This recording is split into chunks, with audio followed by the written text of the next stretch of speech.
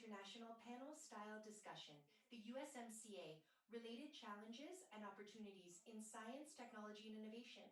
This event is organized by the government of the state of Jalisco in conjunction with the Ministry of Innovation, Science, and Technology and the Open Platform of Innovation.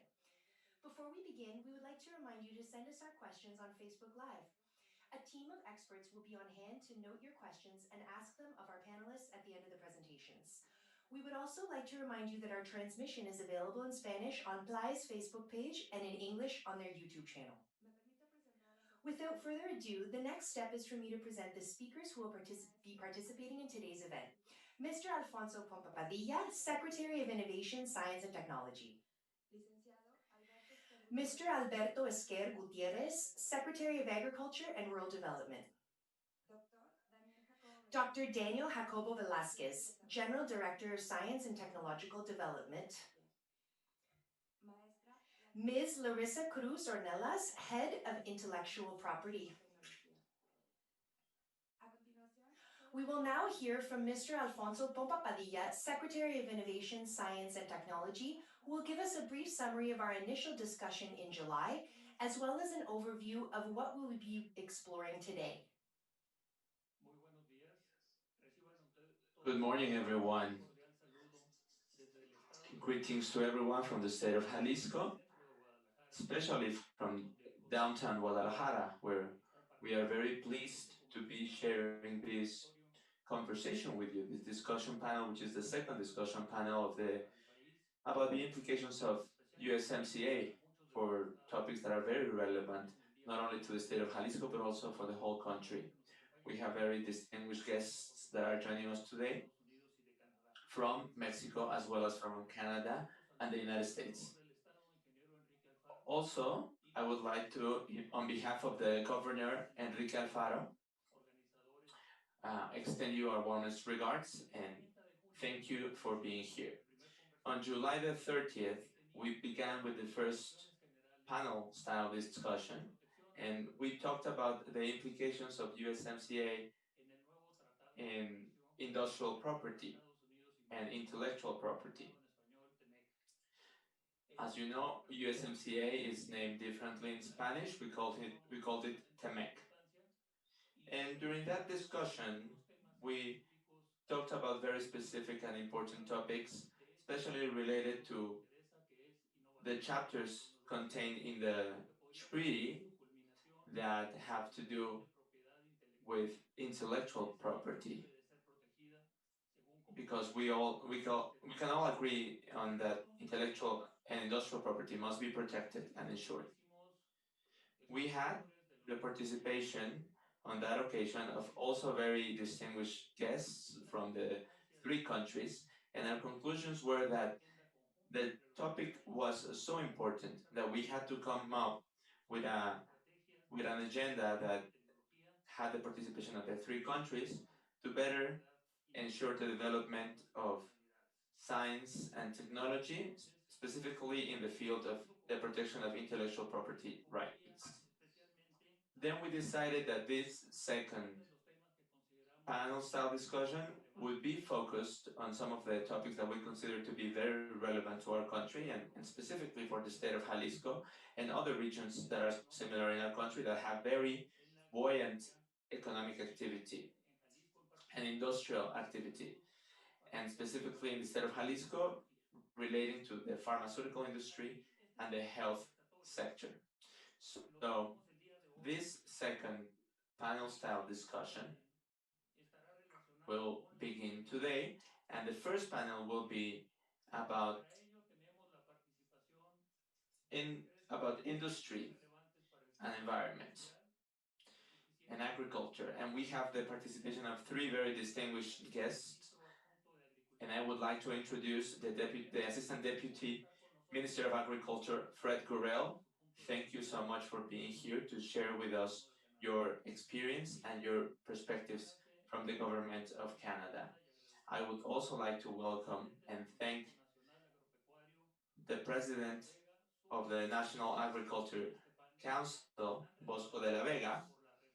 His participation will be very relevant to this discussion, not only because he is the president of one of the most important entrepreneurial institutions in our country, but also because he has been directly involved with the process of negotiating this newly approved USMCA. And I would also like to thank the Secretary of Agriculture and Rural Development, Alberto, who will be here with us today. And thank you for sharing your experience with us, especially from the perspective of the state of Jalisco. And these are topics that we have been discussing at length in the Secretary of Science and Innovation of the state of Jalisco. Now, talking about the topics that we are going to be discussing today, especially agriculture. Agriculture is very important for our country because its participation of the gross domestic product and its implications on our industry. Our agro-industrial sector, because of climate conditions and other conditions, make it very relevant to not only Mexico, but also the US and Canada. And of course, the implications of the newly approved USMCA have to be discussed, especially in a time like now, which we are experiencing a health crisis, a global pandemic, and this will greatly affect also the implications of this newly approved treaty for technological sovereignty. And there is another topic that we are very interested in discussing, which is innovations, science and technology, and protection of intellectual property rights. These topics are very important, and we can see its importance in the USMCA, especially in Chapter 3, which is related to agriculture and food security, as well as biotechnology. And in the chapter, we can find some text that talks about encouraging this biotechnology for the agro sectors,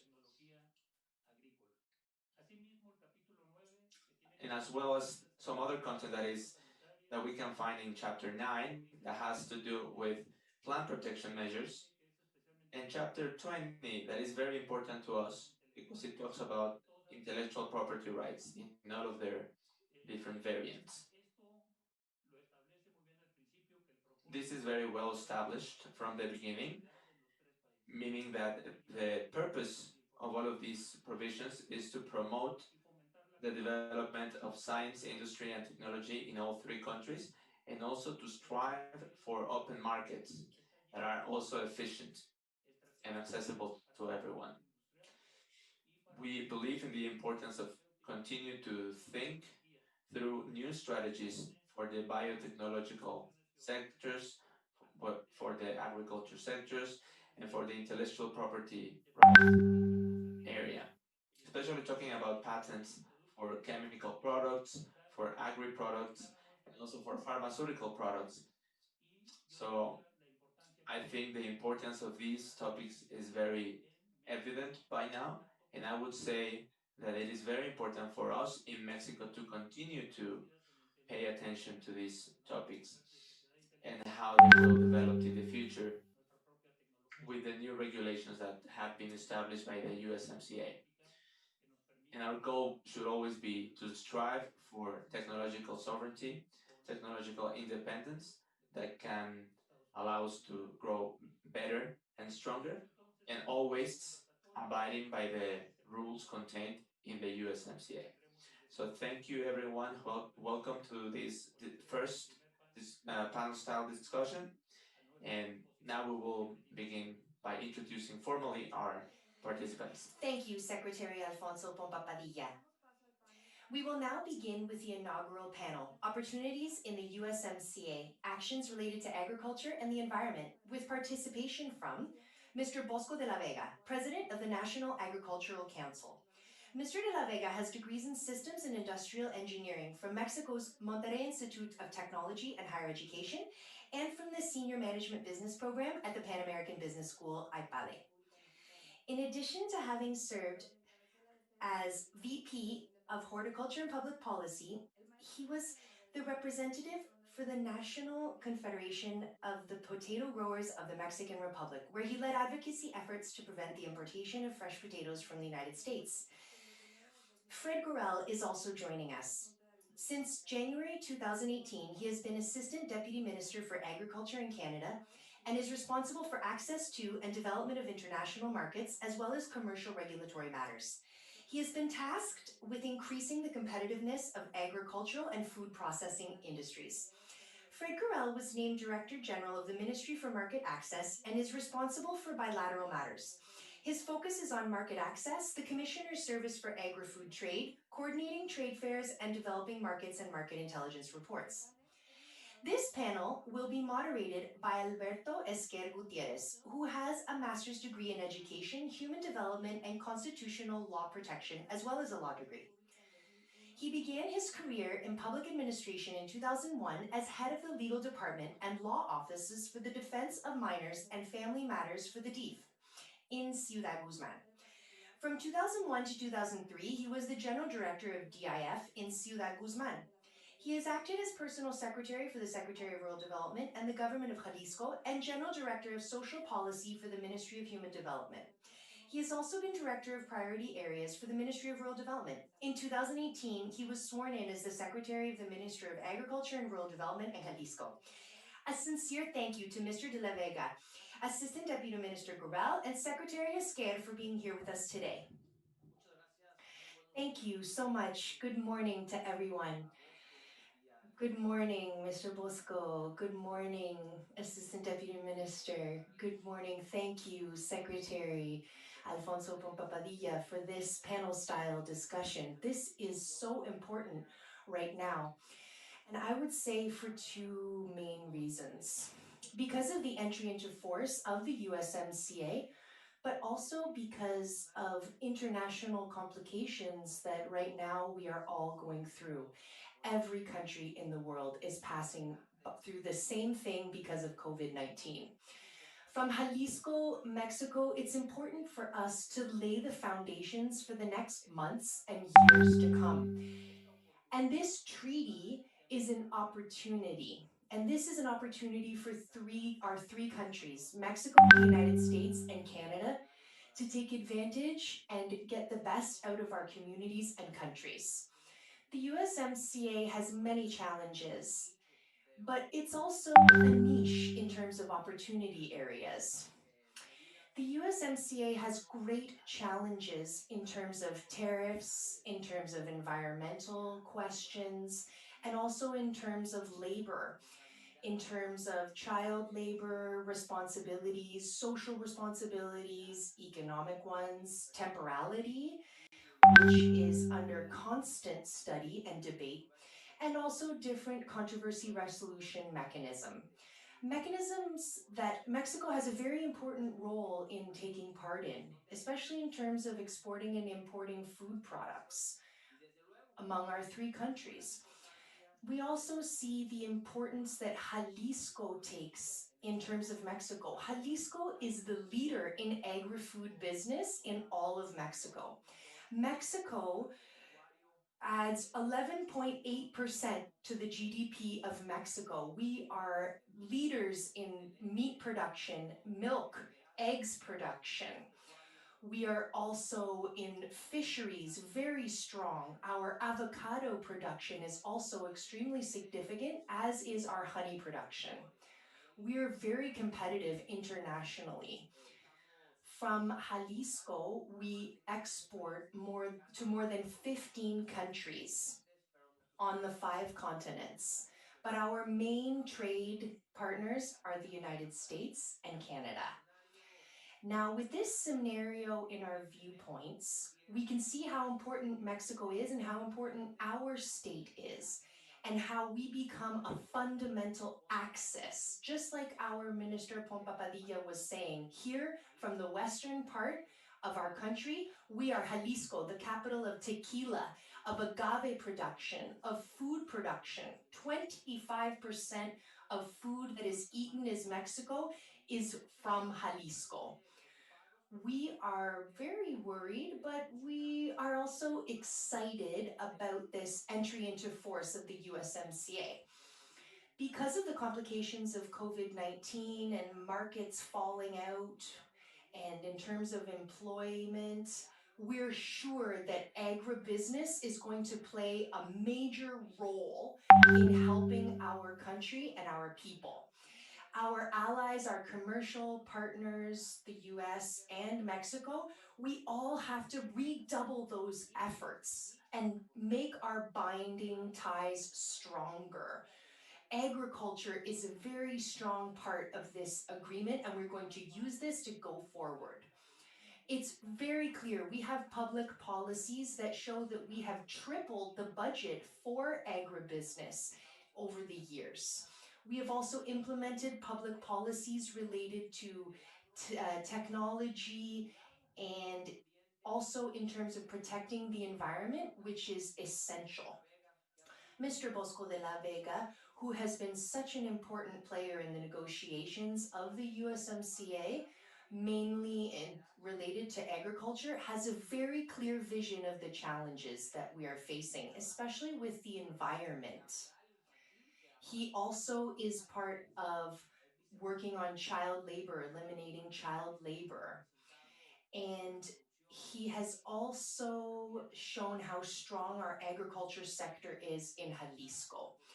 We want to strengthen the opportunities that are in front of Mexico right now with this agreement. And Mr. Bosco de la Vega, I would like to hear on your part about the opportunities that we have in front of us today for Mexico. We want to talk about transversal opportunities with our trade partners. In terms, please talk to us about the opportunities and challenges that are in front of us for the next couple of months, for the next couple of years with this agreement, especially with regard to agriculture. Welcome. Thank you so much. Welcome, everyone. I'm honored to be able to participate in this second conversation, the USMCA, related challenges and opportunities in science, technology, and innovation. Thank you so much, Governor Enrique Alfaro. And also, Mr. Alfonso Pompa Padilla, Secretary of Science, Technology, and Innovation, thank you so much. Thank you to my great friend and a great promoter of the agricultural sector, Mr. Alberto Esquer. It's wonderful to be able to also participate with Assistant Deputy Minister Fred Guerrero. You've been such an important ally in making this agreement happen. I have worked before representing the potato growers in 1994 for Mexico, and being able to participate in the USMCA has been such an honor. I would also like to mention four important other people who have been part of this process in Jalisco, who were key. In terms of foreign trade, the president of Jalisco, Mario Andrade, who has done an amazing job. I would also like to recognize Vice President Mario Steta, also Vice President Aldo Mares, who has done such an incredible job, and also Vice President Gerardo Dicia Galal, who has worked so much in international trade coming out of Jalisco in benefit of agriculture. If you agree, that's all right, I would like to share my presentation with you.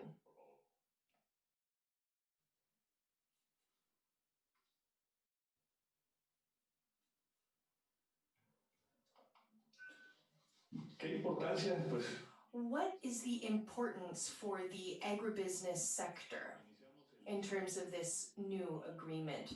The first NAFTA in 1994 represented $4 billion of commerce. We closed last year in 38,000.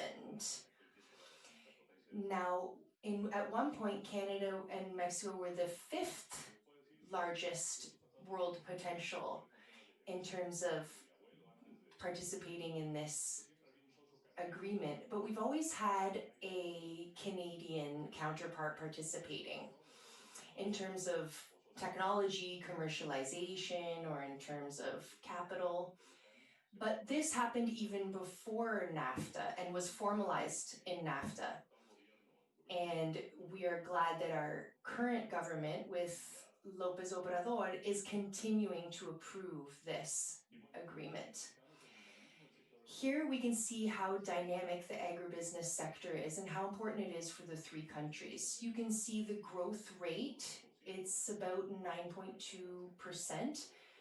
We still have to get more information on this, but you can see the trade line there has 7.5% growth. Here's something that is important to highlight is that the United States and Canada are first and second largest trade partners. We export 71.5% of our products to the United States and to Canada 3.8%. In terms of the United States, this was a force for so long, but sometimes our strengths turn into weaknesses as well, such as how we're living through things today. In terms of trade, there have been great benefits. As I was saying, we thought it was going to be very complex for our sector, but no, this has been successful. This is fruit and vegetables and processed meat. And we have other sectors with serious problems, which are pulses and grains. We have increased investment. We have more and better paying jobs. We have higher levels of efficiencies. We have certifications for health, safety, and quality. And we also have our National Health Safety SENASICA, which looks to questions for export. We're also mainly having strengths in fruits and vegetables. And now we're celebrating that July 1st with great participation from the Democratic Party in the United States. On July 1st, we have our new agreement coming into force. What are the greatest achievements? Well, preserving this commercial relationship with North America. We have had a transition. We've had a new candidate for the WHO. We've also strengthened our health safety measures.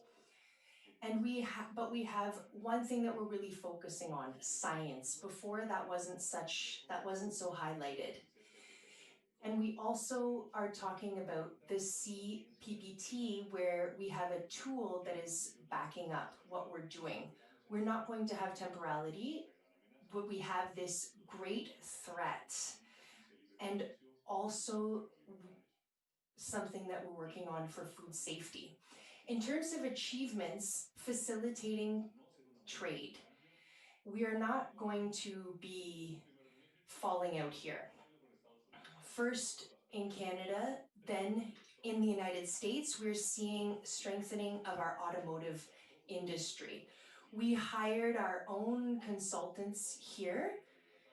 We had Ismael Rosso on that, and this was something very important for the food industry.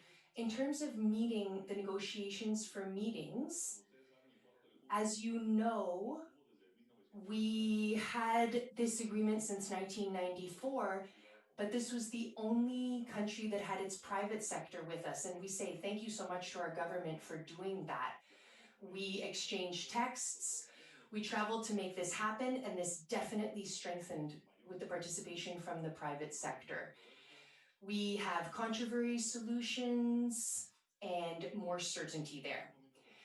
And our USMCA came into force at a difficult moment. In terms, we have a crisis for COVID, economic crisis, and a difficult electoral process in the United States going on right now. Mexico's economy dropped 17%.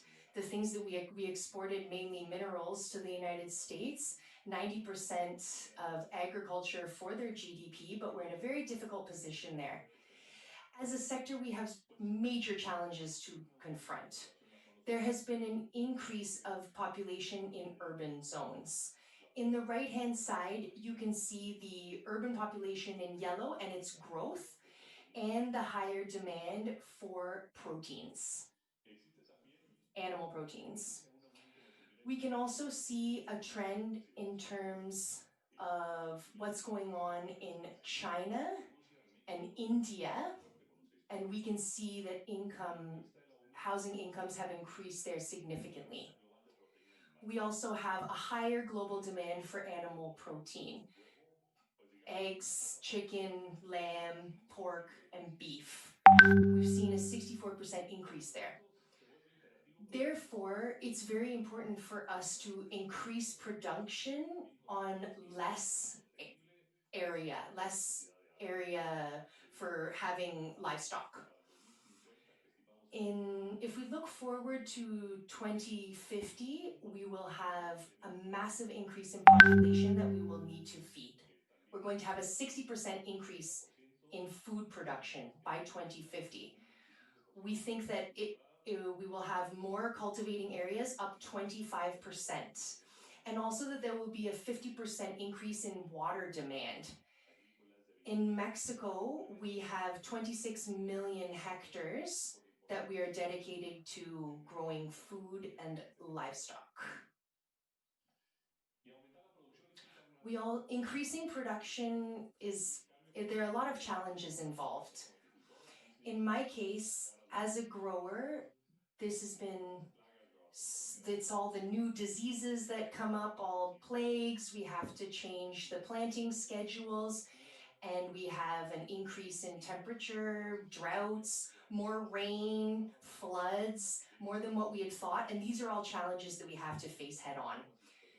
We also see that 70% of people in rural areas live in poverty, and we also have soil degradation, which is something that we're also dealing with.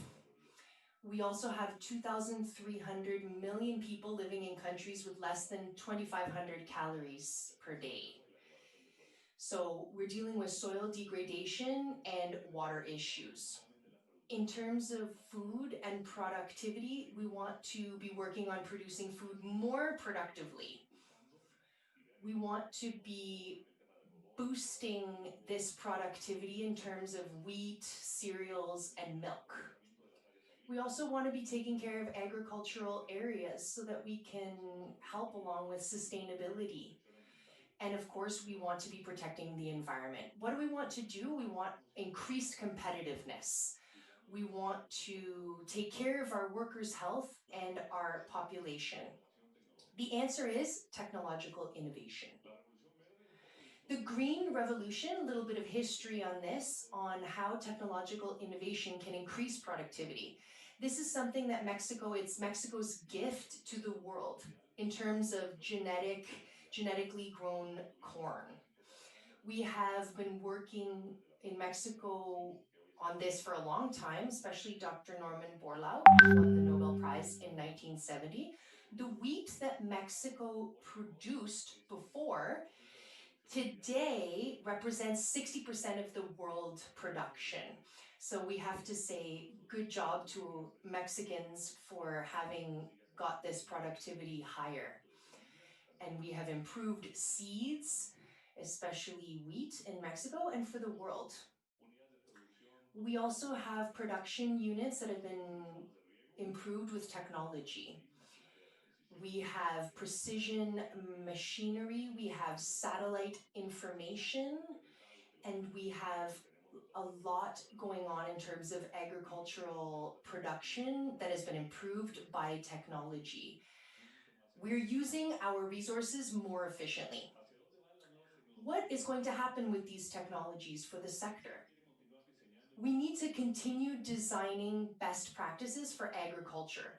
Our added value shows us that we can prop up the actions that we're doing for health and agriculture. And we also need to be focusing on precision agriculture. In terms of technology, IT technology, this is a great ally for digital agriculture. We have seen that over 3 years, information technology has increased more than 2 points. Doesn't really seem like something that we should talk about, but before Secretary Pompa Padilla, the ability of a computer in terms of technology in Monterrey in 1978 has been surpassed today by a smartphone. So in that time, We have really expanded our use of technology and the productivity that it has brought. And growers have really taken advantage of this as well. We have our satellite navigation for controlling equipment and monitoring our equipment, also using tablet with high tech to improve productivity in agriculture. We have amazing technological advances. We have big data for precision agriculture. We've improved genetics for seeds and animals. We've been able to protect soils and manage them in a more efficient way. We have alternative proteins that have come to the forefront, and we have personalized nutrition. Here are some examples.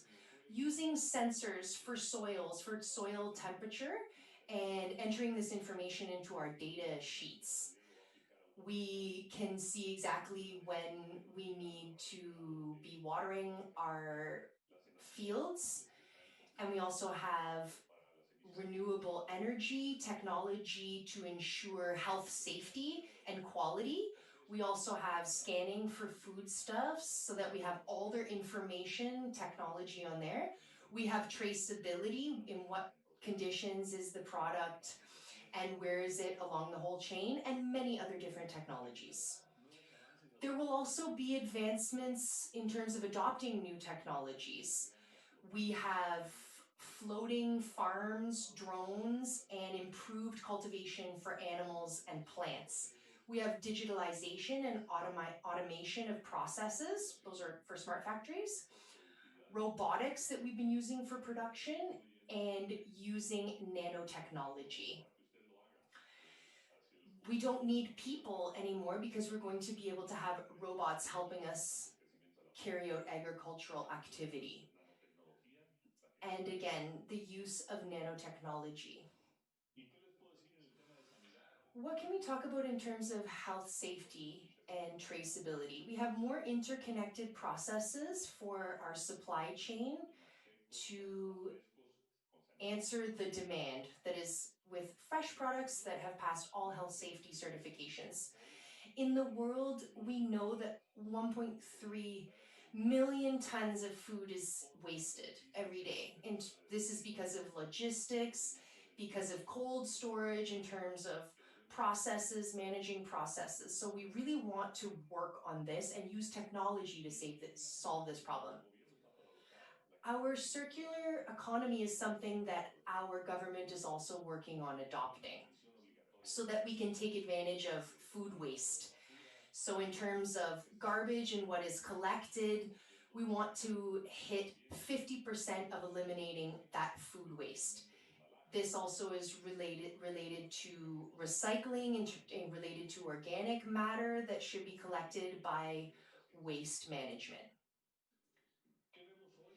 What are we looking at today in terms of food consumption?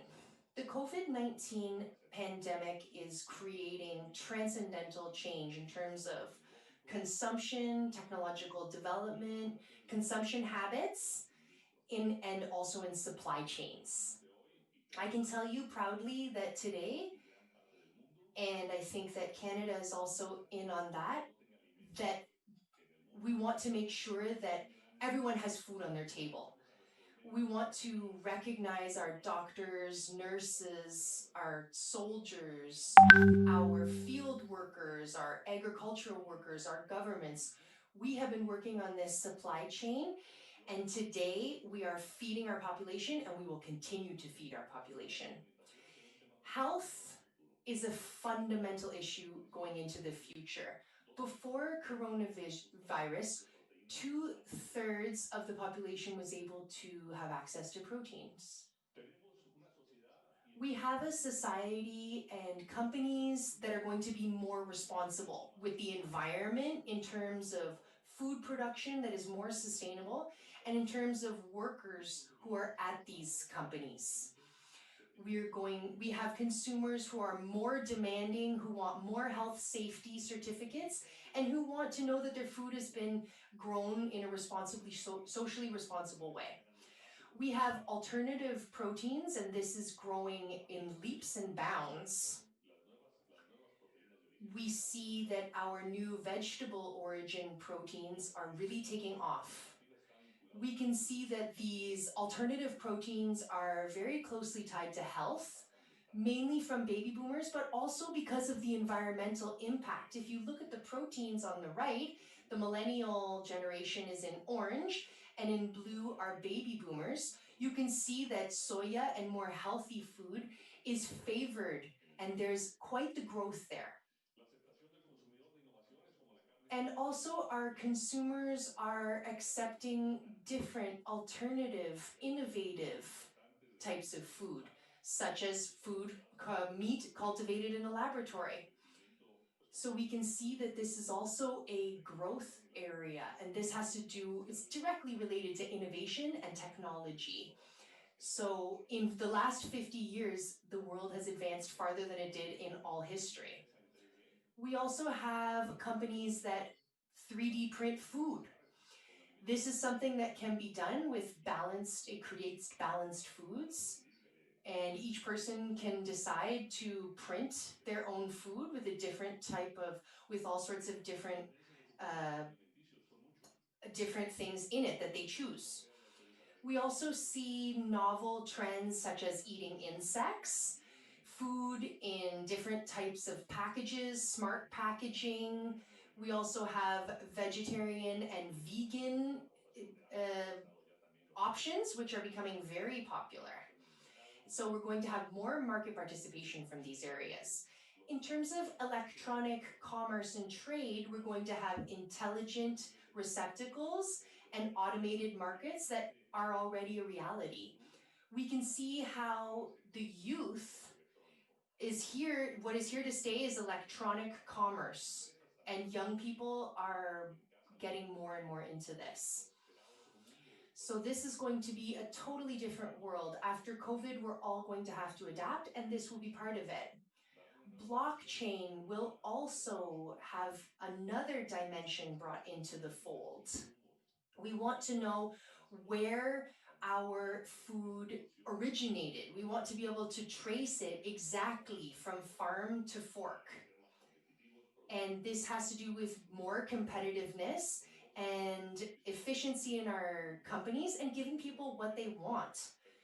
Today, Mexico is part of the largest agricultural area, which is North America, and we can see many opportunities that are coming for our workers in the future. As a country, we need to invest in technology and innovation. In Mexico, spending in science and technology as a percentage of the GDP was only 0.31%, so we are very far behind there with other countries who are almost hitting 5%. The reality is we need to decidedly invest in this sector. We need to create value. We need to create higher per capita investment. In terms of creative and productive areas, we need more investment in innovation. There are also radical tendencies that have been going on, which are against technology and modernity. We have a secretary from the Semarnat, which is stopping, for example, the use of glyphosate for getting rid of weeds. And we also have Victor Suarez for the Secretary of Agriculture and Rural Development. And he wants to turn us back and go back to the past with this. So this is a major issue for us. We also have an assistant health secretary, deputy health secretary, Hugo Lopez Catel. He has been really not helping to support advanced technological and modern advances. What do we seek? To implement an agroecological model that can compete internationally. They are totally against processed food. They want to totally take out chemicals and herbicides. They want to eliminate their use. We definitely are on board with him conserving water resources and guaranteeing foods and nutritional safety. We're also talking about using ancestral practices again, and I want to say my respects to the indigenous population that uses this, but we do need to move forward. As a sector, we've received a lot of different problems. We've had a drastic drop in budget for our sector, 40%. We have also eliminated programs for commercial agriculture. We've eliminated delegations for international cooperation. There's been problems with water use. General laws for water control have been eliminated.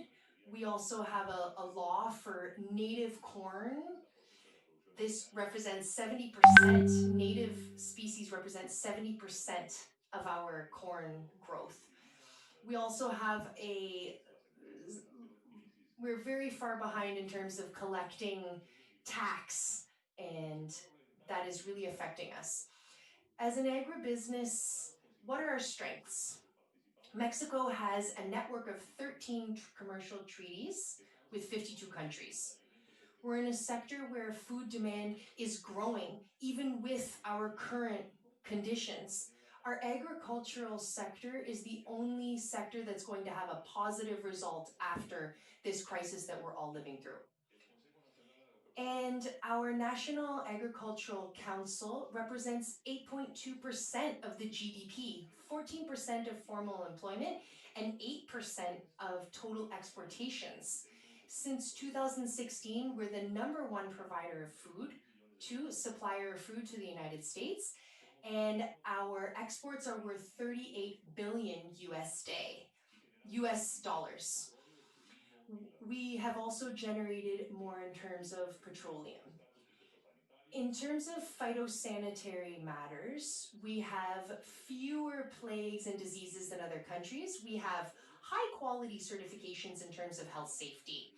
And here are some opportunities for diversifying our markets. Our USMCA, these are the other things that are going on in the world. We have more protocols with China. We have more agreements with South Korea, benefits with Japan. Russia, we have agreements with Russia, treaties with the United Arab Emirates for halal food, and we're also part of the Pacific Alliance Agreement.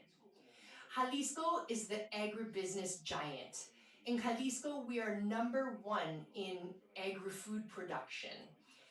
We represent 11.5% of the national agribusiness GDP, and we also have a Secretary of Innovation, Science, and Technology in our state.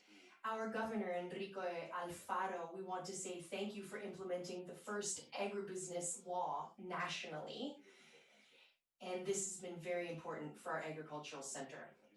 Jalisco is also a leader. We have a program, Jalisco Sin Hambre, which means no one goes without food on their table in Jalisco. We have major opportunities here to continue exporting to the rest of the world.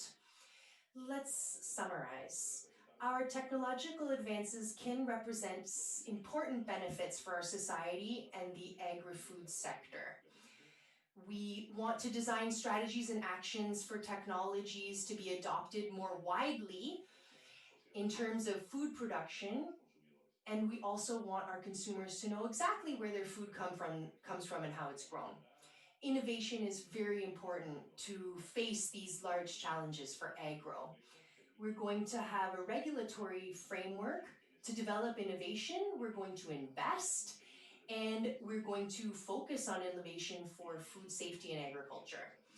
We're going to adopt new technologies. And to summarize, we're facing the largest crisis that Mexico has faced ever in its modern times. We need to be creative.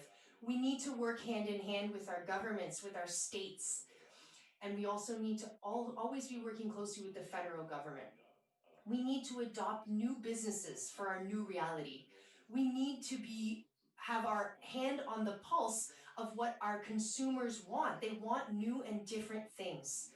We need to have a vision that includes social responsibility. Let's not fear the competition. Let's fear incompetence. We need to adopt new technology. We need to work with the productive sectors, with the government. And I will end with this. This is a reflection from Mario Benedetti. When we believe that we have all the answers, suddenly the questions are all changed. This is something that the world is facing, and so are we. We need to work to find new answers. Thank you very much. Muchas gracias, Bosco. En realidad, la participación del Consejo Nacional Agropecuario Thank you very much, Bosco. fundamental. The participation of the National Agriculture Council has been very important for Mexico. I would encourage you to continue fighting those anonymous heroes that are our producers that come out every morning to work. It's because of their work that we haven't had a lack of food in Mexico, that we haven't had a lack of exports from Mexico to the world. And I think the clarity and the responsibility that has been displayed by the National Agriculture Council at your charge is a great example of how we have to continue fighting these changes that we are facing and that we have been facing recently, and there have been some of the more challenging circumstances that we have experienced during the past 100 years, I would dare to say. We will be moving on to questions and answers later, but first, it is time to listen to the Deputy Minister of Agriculture of Canada, Mr. Fred Guerrero. Canada is a very important partner for Mexico in the agri-food sector, and Jalisco specifically has also had great exchange with the Canadian government. And in this agri-food sector, we have also implemented some very innovative policies, creating and strengthening value chains. The experience that has been provided by Canada in production, in canola production, for example, are examples worldwide. And this opportunity that we have now due to USMCA to extend imports and exports between Canada and Mexico, and mainly between Canada and the state of Jalisco, open new opportunities for us, Mr. Deputy Minister, I think, for implementing new strategies that increase the relevance of our countries in the world, abiding always by the regulations that had just came into force by the USMCA. And I'm sure that we will find great opportunities in the future as well. Welcome to Mexico this morning, virtually, Deputy Minister, and you now have the floor. Well, thank you very much. It's a real pleasure to be here. I want to thank Secretary Esquer and his officials for organizing this event and bringing us together. I've had the pleasure of attending the CNA's Global Agri-Food Forum, by the way. It's an excellent event, and I really want to give my warmest regards to Bosco de la Vega, and I found his presentation very interesting. I learned something about Mexico, and I want to learn something every day. So I hope I'm going to be able to share some of the things with you today, make the discussion interesting, and it's really a pleasure. I'm actually in my home here in Ottawa, and talking about the Canadian agricultural sector and its perspective. And I think sustainable agriculture and environment policies in the agricultural context of what we're doing. But I'm also going to touch upon what Mexico and Canada do together. I think people have made reference to it already this morning. We're living in a complicated era. The world, as we know, has and continues to change quickly in many unprecedented ways. But even with the current global health crisis and the economic implications to that, I think it's very important that climate change and environmental concerns continue to be critical issues that we need to discuss amongst the three North American countries, but also globally. Canada and Mexico, just on a relationship, just to set sort of where we are, we've had formal relations since 1944, and now we are 76 years later, and we have a vibrant, multifaceted relationship, and a big part of it a big part of it is focused on agriculture and people to people relations, which I think are so important. I'd like to give you just a very brief overview of Canada's agricultural sector, only because we're far away, but our country is about 5 times larger than Mexico in size, but our population is about 37, 38 million. Well, I believe Mexico's population is 128 million. So there's a very much difference there. Geographically, Canada, we have the Atlantic and Pacific Oceans on our west and east. We have the Arctic Ocean in the north. And of course, our partner that we both have is the United States. It's to our southern border and it's to your northern border. Most of our land in agriculture is centered in most of central Canada, as well as our prairies, as we call them. And we're very much animal protein, beef, cattle, grains, and oil seeds. But we also have fruits and vegetable productions throughout the country as well. I would note, as you all know very well, Canada is a northern country. Our growing season is only 4 to 5 months long. We are able to grow one season. We do obviously have some greenhouses and other things, but very much we're dependent for the part of the year of imports of all sorts of products, and a lot of that comes from Mexico. We have at this time only about 190,000 farmers, small farmers, as well as large farmers. Like Mexico, we're very much a trading nation. If you look at the European Union as one block, Canada, we're probably maybe the fifth largest exporter in the world. We export a lot of things that we made reference to. Canola, that I heard, thank you. Oats, we're the third largest exporter of pork. And again, we do a lot of grains and oil seeds. In terms of trade, I think it's important because when we look at the North American trade between our countries, I think we must remember and we're celebrating the recent CUSMA or TMEC or USMCA, we really are the envy of the world. Our trading bloc and what we're able to do with each other and the fact that products and goods move so easily. So it's something that we must remember. But right now, when you look at Canada, we export approximately $50 billion in agricultural products. But I would also note we import almost $40 billion of agricultural products. So overall, it's just shy of about $90 billion US that we actually are trading in agricultural products, which is a very significant number. And I think the key thing is we export and we really much like the imports too, given our seasons, but also the nature of the people in Canada. We've enjoyed a very good and significant trading relationship with Mexico. It's balanced overall. Our trade in agricultural products is approximately $4 billion. We export a lot of quantities of grains and oil seeds and meats to Mexico, including Jalisco. And in turn, your fresh fruits and vegetables come through to Canada throughout the year.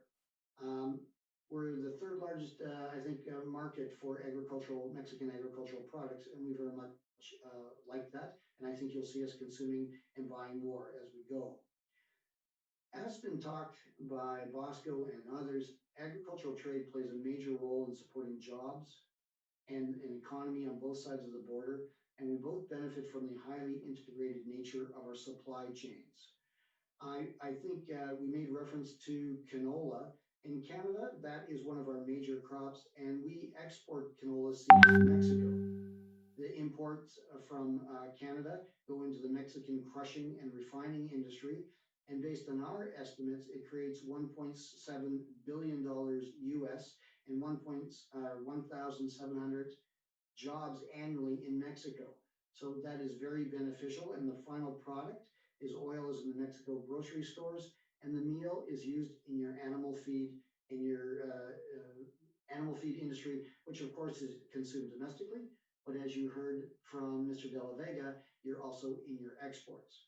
I want to just take a moment to tell you about a wonderful trip I had last year. Actually, I was in Guadalajara in the state of Jalisco in 2019, and in my visit, I was able to see what Canada and Mexico are doing together.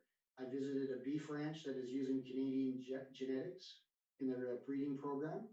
As I noted, a canola processing plant that was importing Canadian canola and crushing it in Mexico. I also had the opportunity and the honor of visiting Mexico's impressive National Genetics Resource Center in Tepatitlán. It was very, very much state of the art, and I enjoyed and learned a lot there. And then I visited an oats importer that's bringing in oats from Canada, making breakfast cereals, granola bars that are sold in Mexico and actually throughout the world, exported. So very much an integrated approach to the two countries. And finally, one of the things I want to focus on, it was actually very interesting for me. I visited a Canada-Mexican joint venture that is based in Mexico that imports Canadian pork products, does value added in Mexico for a client in Asia, and then the product is exported throughout the Asian market. It's a clear example of how companies can benefit from trade agreements such as TMEX and USMCA, as well as the comprehensive and progressive agreement for the Trans-Pacific Partnership, for which both of our countries are partners. I am very sorry that I'm not with you in Jalisco today, but I wanted to let you know I very much enjoyed and was very impressed by my visit last year, and I do hope at some point in the future I'll be able to visit again. When we talk about collaboration, and I think it's one thing that is very much in my mind, and I know many people this year, is Mexico and Canada collaborate in many areas. For example, every year, thousands of temporary foreign workers come to Canada. They are vital importance to the Canadian economy and are critical for the food security of Canadians and the success of our agricultural producers. They filling temporary labor and skill shortages is beneficial for Mexico. They make good salaries and they bring money back to Mexico. Hopefully they are also learning about Canadian techniques, but it's very much an integrated approach where the labor and the know-how for Mexico supports Canadian agriculture very much as well. And this year, because of the COVID situations, I really want to underscore the fact that Mexican workers are returned to the same farms after many years, but we've been working very hard to ensure the safe arrivals of Mexican workers when they come to Canada and protecting them where we can. But I want to say very much a thank you to Mexico for that. And our scientists are also working together to combat a number of issues like climate change and develop new practices to advance the use of science in agricultural sector, excuse me. There are a number of examples that I want to touch upon, but I really do want to touch upon also the importance of science-based decision-making, a rules-based decision, and predictability in trade, because I think it's important for both of our countries, and that is what TMEX and the USMCA really do bring and reconfirm that we have in North America, but beyond. So our views and our approaches is we need to collaborate more to advance science-based approaches to regulate food systems and to provide and protect sustainability at the same time while providing market access for our products, which creates jobs and obviously helps our economy. So going forward, right now, very much working with Mexico, the United States, and other countries, it's very important that we continue to push for the adoption of science-based standards to facilitate a predictable trade, and it's in the best interest of our sectors. I think, I'm not sure who touched upon it this morning, but we're also keen to diversify our trade. Expanding into a number of markets has proven to help reduce the risk. We have a very much protectionist and sort of lack of clarity and certainty in a number of areas. And the expression we have in English, you shouldn't put all your eggs in one basket, is a very good strategy. And I think we both realize that although we're excellent trading partners amongst ourselves in North America, it is important that we also look at other markets as we go forward. And I think we can do very much of that together. We want to maintain and protect and expand our positions in key markets. And this is crucial because as tariffs and subsidies have been decreasing, we in Canada, but I think you as well as in Mexico and other countries, we're seeing a number of increases in non-tariff measures which threaten our exports. It's again, that issue of predictability and us being able to do what we need to guarantee our our economies and actually, quite frankly, to feed the world.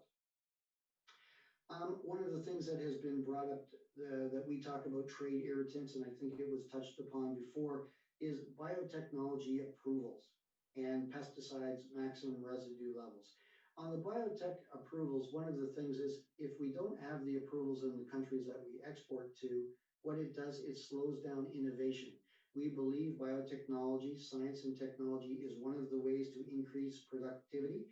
And without having predictable and approvals of our biotechnology, our traits, our requests, the products that we export to other countries, we realize that we will not be able to be innovative and produce more food for what the world needs.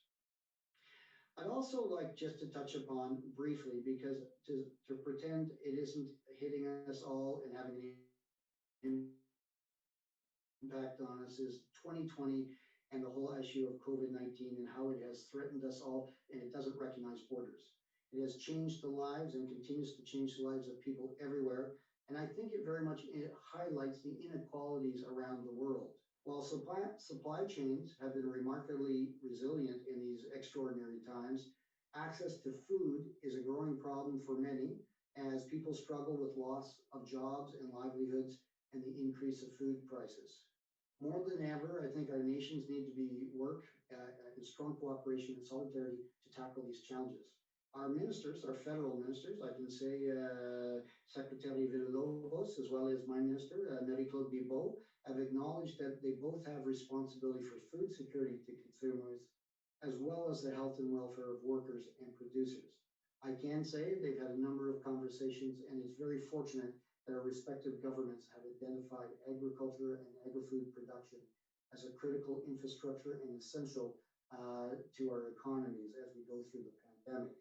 I think we continue to battle the global pandemic, and Canada remains very committed to working with Mexico and ensuring that there are no disruptions at our borders, and the trade and the movement of goods between our countries, food and agricultural products, it must be safeguarded to ensure that the citizens of our countries, as well as other countries, continue to have food that is much needed.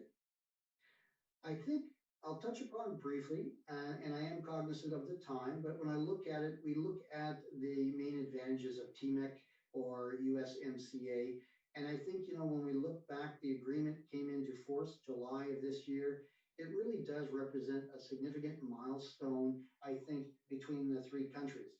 It has modernized the agreement. It supports millions of middle-class jobs in all of our three countries, and it fosters an even more competitive and prosperous North American economy. The three agreements, or the one agreement rather, the TMEC, we call it CUSMA in Canada, or the USMCA is known in the United States. It maintains all of our tariff-free access that we had under NAFTA, and it includes updates in 9 new chapters, such as digital trade, regulatory cooperation, small medium enterprises, labor and environment, anti-corruption, and it modernizes virtually every provision in the existing agreement, and it really addresses modern day trade in agriculture and opportunities. It's 25 years later since NAFTA, and I think very much preserves what we need to do to continue to trade and to look to the future. It also has a number of chapters, or rather committees, that allow us to engage with each other. It provides for consultations if we are not understanding or we're disagreeing with various issues. It provides also bilateral committees that we can do between Canada and Mexico, as well as the other countries. And under the transparency and consultation articles, parties can also discuss subnational, provincial, or state measures if a significant effect on trade is determined. I think this is important. We need to be able to talk amongst our three countries if we really are going to be a model, or more of a model for the world and the sort of the international markets. One thing that is very key, and it's the sovereignty. I think I heard very clearly we want to protect our technological sovereignty as well as our own sovereignty as nations. But the agreement maintains that each country has the sovereign right to protect human, animal, and plant or health, while requiring that we justify it and it's based on science. So very much, I think the agreement protects our sovereignty and actually provides clarity in how we're supposed to be working with each other today and more importantly in the future. I'm going to take a drink of water. If anyone, I guess, when we look at the environment, if anyone has been to Canada, who are listening today, I think you'll be aware that we have a lot of, we're proud of our environment. We like to think we have lots of fresh air, open spaces, and abundance of resources. And our farmers very much are responsible stewards of the land, and they take the sustainability and the natural resources very seriously, and it plays a vital role in sort of maintaining the long-term prosperity of the agriculture and the agricultural system in Canada. Our sector is a leader in innovation and adopting new technologies to improve the environments. We're very much focused on trying to reduce greenhouse gas emissions and to store carbon in agricultural soils because we understand the impacts that agriculture can have on the environment. Our governments at all levels, federal, provincial, and local governments, are working on sustainable agriculture and food system. It's a major policy initiative. And this also includes programming to help farmers identify and address environmental issues and support the adoption of better management practices. Very much we're looking at that. And quite frankly, I think as Mr. De La Vega noted, consumers are asking for this. We need to understand and we need to listen to what consumers want. And it is not always easy, but the ranchers, the agricultural producers also need to be very much aligned with what consumers want.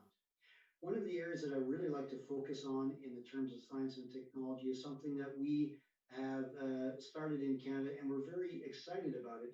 It's called Living Labs.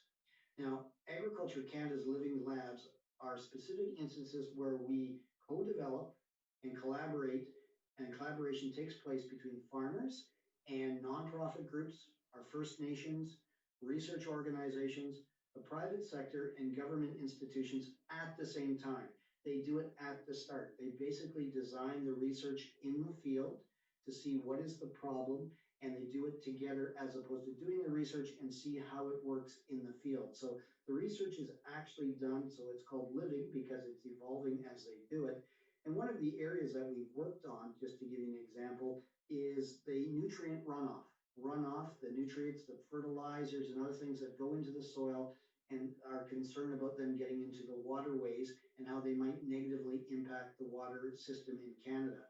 So what they're doing is actually looking at the watershed overall, monitoring how nutrients are going in, and determining what is the best impact, application, time of year, everything like that to determine when we're actually applying inputs, chemical inputs, fertilizers, etc., that we are reducing runoff and making sure that the watersheds continue to be clear and clean. And this is something that is very important for us and will have long-term generational impact. So very much we're looking at that. Water, soil, air, diversity, and climate change are very much areas that we focus on. Maybe we're getting close to what I want to finish up with, but I just want to say we're facing a number of issues relative to intellectual property rights. And I think it was mentioned at the start. And one of the challenges is balancing intellectual property rights and public interest. For example, on clean technologies, where a new technology is brought in, where it's helping significantly lowering the environmental footprint of an agricultural operation through a new way. The general public wants to know about that. They want to actually have access to it and have it used as broadly as possible. But at the same time, the group that developed it, invented it, needs to make sure that they recoup the investment on their technology, which often involves some form of control on the development of other technology. So that is a challenge that we see. We want to advance and protect our environment, but at the same time, we need to make sure there's a fair return to the developers because they are taking the time, the risk, and the money to develop these new technologies. So a fair and predictable intellectual market actually can very much foster exchange between countries. What we're finding on the intellectual property right with the holders, when they have that, they will be respected and it will allow them to look at investing in other markets and that the research can be deployed in other areas. So, for example, if they know that the countries have intellectual property rights, they will feel comfortable using their technology in that market because they know it will be protected and they'll get a fair return. So, this is something that's very much we've been looking at. And quite frankly, by having good intellectual property rights, what it means is, and Canada's had this problems, companies want to invest in Canada in other countries because they know their investment will be protected. So by securing a fair playing field and regarding intellectual property rights, which is what we're doing in North America, it is setting the stage for further investment in our countries, and it really is quite useful. Finally, some of the areas that we were working on too is counterfeiting and the piracy of food products or unlawful purchase of protected property is another issue that we're dealing with a lot in Canada right now as well. When we're working with Mexico, I think in Canada, we quickly have worked on making sure that we have not interrupted our trade between our countries. I want to thank Mexico very much and the government of Mexico. Because of the COVID situations, we quickly went to electronic certification of certificates wherever possible to ensure that trade was not in any way disrupted. Canada is very appreciative of this. We have also reciprocated ourselves. So the idea, innovation through a crisis, looking how to do things different, can also provide opportunities for us. And I think very much like this meeting today, I would very much like to be in person with you, but because of the COVID situation, a virtual meeting is required. And very much it is allowing us to have conversations around the world and within North America at the same time. In closing, I'd like to emphasize that, like Mexico, Canada is a trading nation. We have an ambitious trade agenda that involves a lot of countries. I think I heard the countries that were identified by Mr. De La Vega. Canada has a very similar agenda. And most of our imports, almost 86% of all the values of the agricultural imports that I made reference to, they come from countries that we have free trade agreements from. And on exports, it's very much 75 to 85% of all of our exports go to countries that we have free trade agreements on.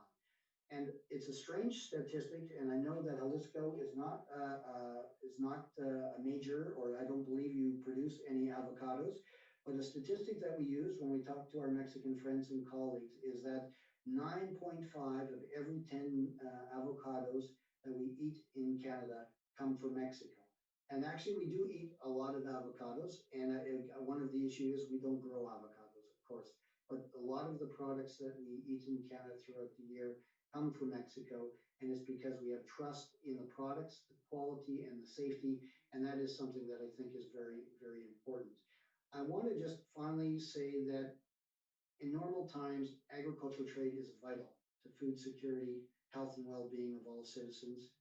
Agriculture creates jobs, it improves the incomes and supports our prosperity, and obviously it supplies communities and families with safe, high quality and affordable food. I think during the COVID crisis, it's even more important. Canada believes that an open, transparent, and predictable trade is very critical to help the food supplies chains to keep functioning and keep prices stable. I want to say it's been a pleasure to be here today. I once again want to thank Secretary Esquer for bringing us all together, and I would be welcoming any questions that people might have. Muchas gracias. Thank you very much.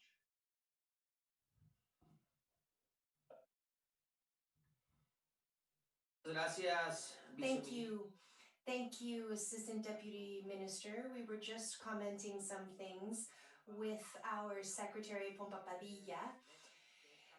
The wonderful country that is Canada, its quality of humans, its government, its way of taking action can really make it a great example for other countries.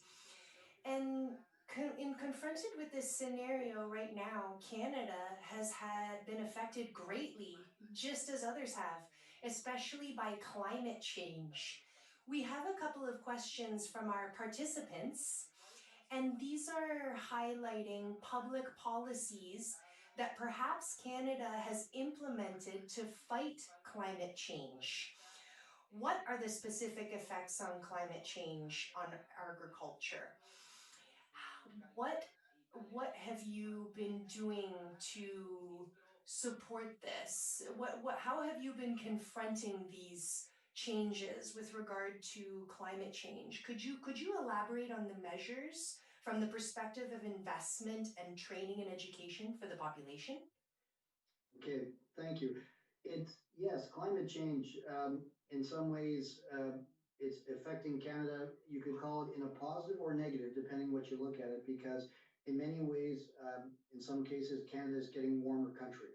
Now, that may sound very nice, but at the same time, because we have long winters, but quite frankly, it's very disruptive to our agricultural products, to our crops, to our seasons. So what we're noticing now is called more extreme weather events. So when we talk about climate change, especially from an agricultural point of view, we may end up having more floods or more droughts in a short period of time. And what we would call 100-year events, we're seeing them happen very frequently, like within years of each other. So in that context, one area that we focused on is programming to help farmers. Now, this is just what we'll call programming, insurance, making sure that they have the monetary and the policy background to help them manage these ups and downs. So this is very much something that we focused on. It works with the provinces. It's a shared jurisdiction in Canada, but it would be state and federal level as you have in Mexico. This is something that is very much important to our farmers because without a predictable financial backing, they will not be able to manage, I would say, the very strong changes in climate, which we're seeing, by the way, on a yearly basis in some cases. On the science and technology, where we are very much looking at it is, as I indicated, areas where we can develop crops that are more tolerant either to drought or flooding. And a lot of that is making sure our provinces, as well as our researchers and our universities, are having the right research to manage these things forward. I made reference to the living labs. The living labs is an area where instead of doing the agriculture research at the university only, we're seeing what the real situation is in the field. And actually, all of the people together, the universities, the farmer, they're actually identifying the research that needs to be done, the training that needs to be done in the field at the same time as they're growing it, because they are not able to wait to do years of research and then come back and try it in the field. So on top of that, I would just say there's a greater understanding by the Canadian population of climate change. People don't dispute it in any way, but the fact is they recognize that it is having fundamental impacts upon us. And for example, some people made the joke, and it's not a joke, but saying we're going to be able to grow wine in northern Canada sometime. That is a little bit sort of not a complete truth, but the idea is the climate's changing that way. So we actually may end up having to change some of the crops that we grow in Canada, or where they're going to be growing, geographical distribution will change as a result. So we're very much focused at the university and with the farmer and agricultural producers to be able to grow the products in the climate that it requires, but also making sure there's a financial backing through programming, through the federal and provincial governments to sort of help the farmers as they go through very unpredictable years.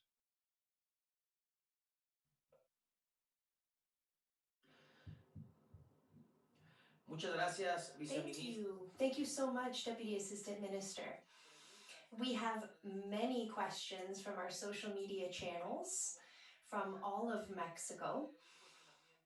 Before we ask a couple more questions, we would like to say thank you so much, Assistant Deputy Minister. We don't have any more time, but we will send the questions to your assistant. And we also need to have another conversation with you about Jalisco and Mexico about the experiences that Canada has with cannabis. We know that you guys have done an amazing job. Your country has really worked well with this, and we would like to get in touch with you to hear about that experience later. Also, taking advantage of this moment, just because of all the questions that we have for Mr. Bosco de la Vega, what technologies, Mr. Bosco de la Vega, what conditions for our countries do we need to implement science and technological advances in different states in terms of traditional agricultural production. Mainly in terms of the states in the Northeast, how can we produce agriculture with more technology, using technology? I don't want to call this a polemical issue, but subsidies in Mexico in the southeast of the country in terms of technology, how can we use these to our benefits? Thank you so much, Alberto, for that question. I'd be happy to answer it. I also would like to congratulate Minister Fred Guerrero for his participation. I would also like to thank, because the first time in the history, our private sectors of these three countries agreed on something. We had a great work done between the three of us. We've put on amazing events with Eduardo, with Alberta, and we just want to celebrate this cooperation. In terms of the questions posed, in terms of the fourth transformation, as it's called in Mexico, in terms of commercial agriculture, we continue to let that work, supported with health safety measures, but support in terms of commercialization, research, credits for agricultural workers, that's on another part. It's 42% of the apportations over the last years. And when we're talking about small parcels of land, like 6 or 5 hectares, and we're talking about subsidies, we need to support these because these are people who are living basically in poverty. The most important project in our country right now in terms of the fourth transformation is called Corn for Mexico. And this is working with agribusiness, with CIMIT, with the federal government, and using improved seeds, teaching people about fertilization, but the most important thing is buying from them. So if we have people in the mountain range of Guerrero, we can still get 2.2 to 4 tons of corn from these areas. And this could be more than 1.5 million tons of corn, and that can turn into large numbers of production. So this is something that we're working on, the private sector. What are the differences that really seem unfortunate in terms of being in Mexico? We have these visions of some subsecretaries of culture, of the culture sector, and they look at agriculture that really uses a lot of technology and fertilizers, and we're totally in disagreement because they're against it. So we need agroecological agriculture. We have this ecological way of producing that we want to use. If we have to use vinegar, if we have to plant by hand, we need to move forward with this. This is what we need and what is not going on. We need everyone to be at the same table. The private sector, the government, research, the civil society, and academics, how we can turn Mexico into a bigger potential in terms of agriculture. In Mexico, for example, on the international stage, we see the developed countries that have many, many subsidies. Canada supports their producers and growers very, very much, especially their dairy farmers. And we look to Europe and we see the same thing. But what's going on in Mexico? There are no subsidies. So Mexico is really at a disadvantage there because the government is not supporting its agricultural workers. So we need to get everyone together and to support with technology, support our agricultural with technology. Thank you. Bosco, you have a large responsibility, a lot of work to do here. The National Agricultural Council has a great ally, and that's Jalisco. Our governor has multiplied our budget and has put forth the first agricultural law of this country. We also have a first health safety agency in Mexico, which is statewide in Jalisco, and we're going to compete on the international stage in this area so that we will continue to export. we have very clear challenges in terms of social responsibility and all of this that is wrapped up in the USMCA. But we are your ally here in Jalisco, and we are going to be following along with these jobs, and we will be at the same table. Our federal, municipal, state governments, we will all be there. Our researchers, and above all, the great heroes, which are our Mexican producers. Thank you so much, Assistant Deputy Minister of Agriculture in Canada.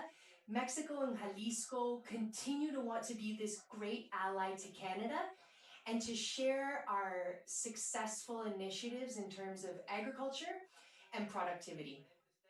And we will continue to look into different areas here since the USMCA has entered into vigor.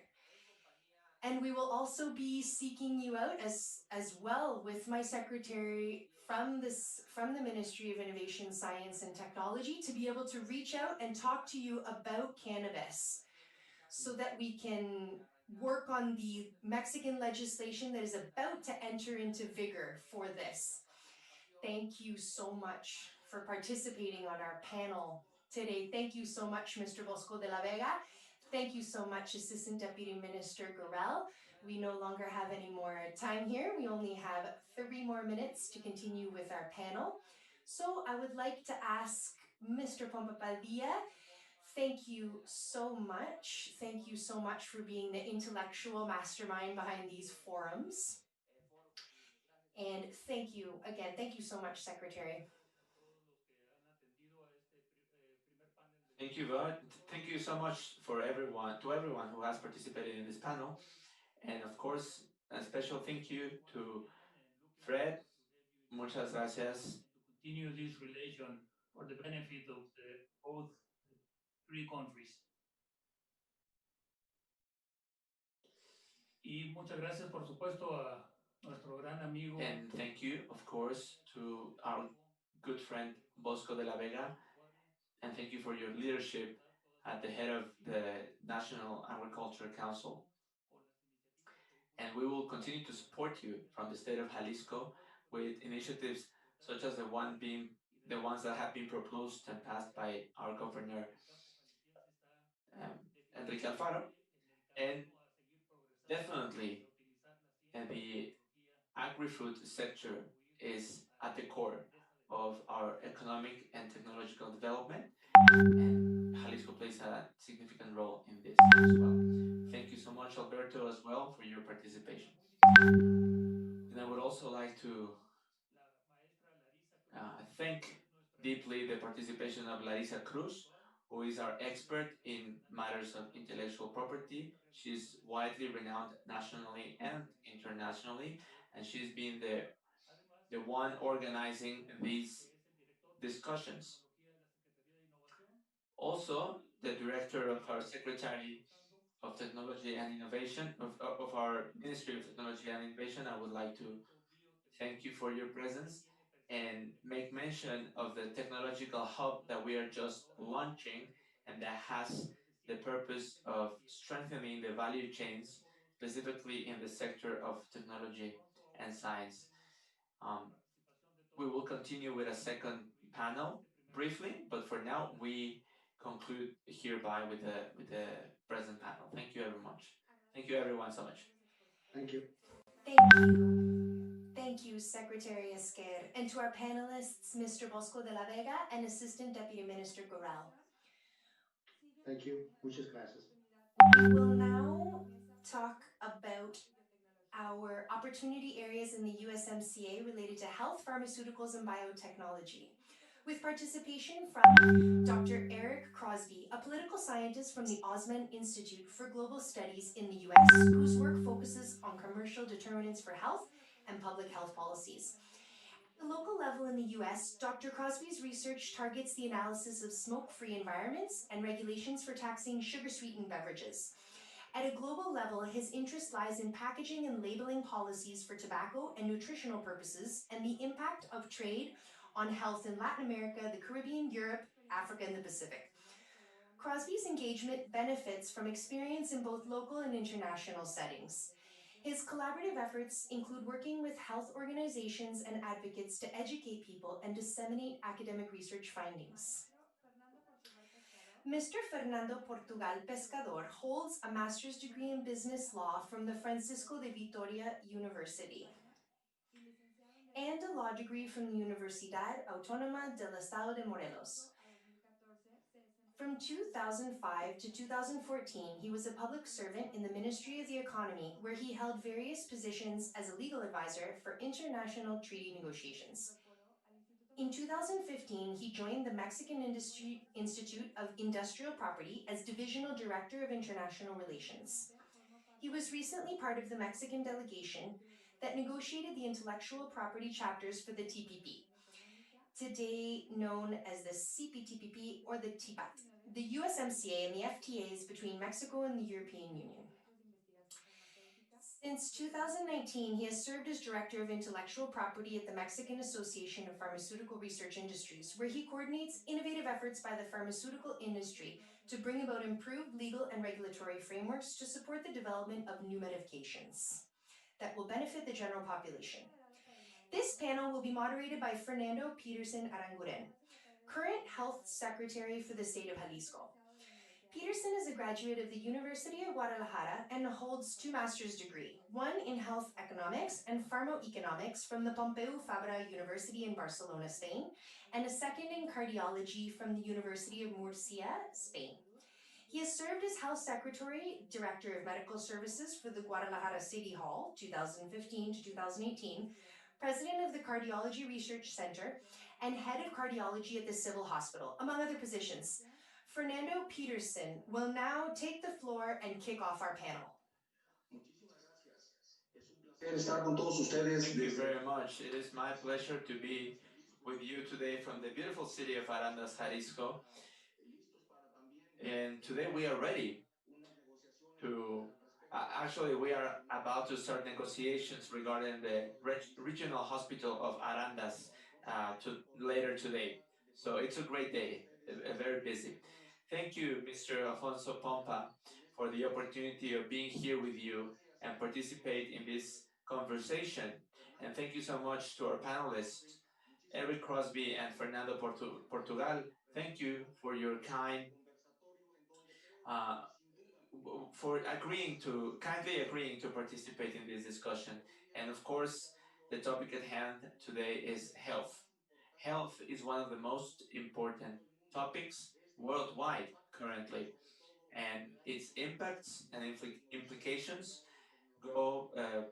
reach a wide array of sectors: the economic sector, the social sector, etc. So I think it was very important for us to include the topic of health in this conversation, in this series of panels, and to talk about what are the initiatives that are being proposed and implemented by the state of Jalisco to this regard, to start generating better collaboration and reaching better agreements to preserve health, to protect health, to enhance health, and to promote health. Thank you, everyone, for your participation.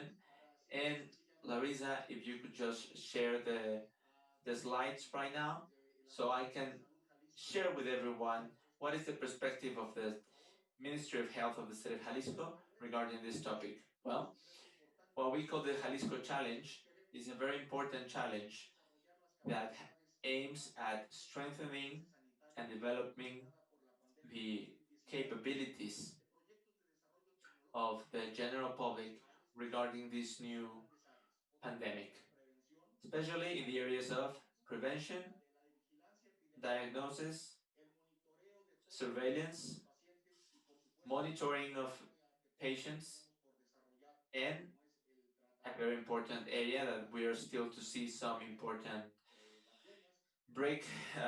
breakthroughs in, which is the treatment of the virus.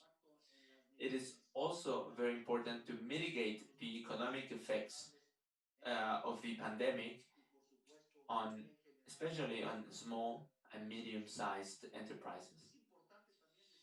It is important as well to talk about the scientific and technological community of Jalisco because we are relying on their support to develop new technology that allow us to deal with the COVID-19 pandemic in a better and more efficient way. We have allocated 16.5 million pesos to 17 different projects in this area.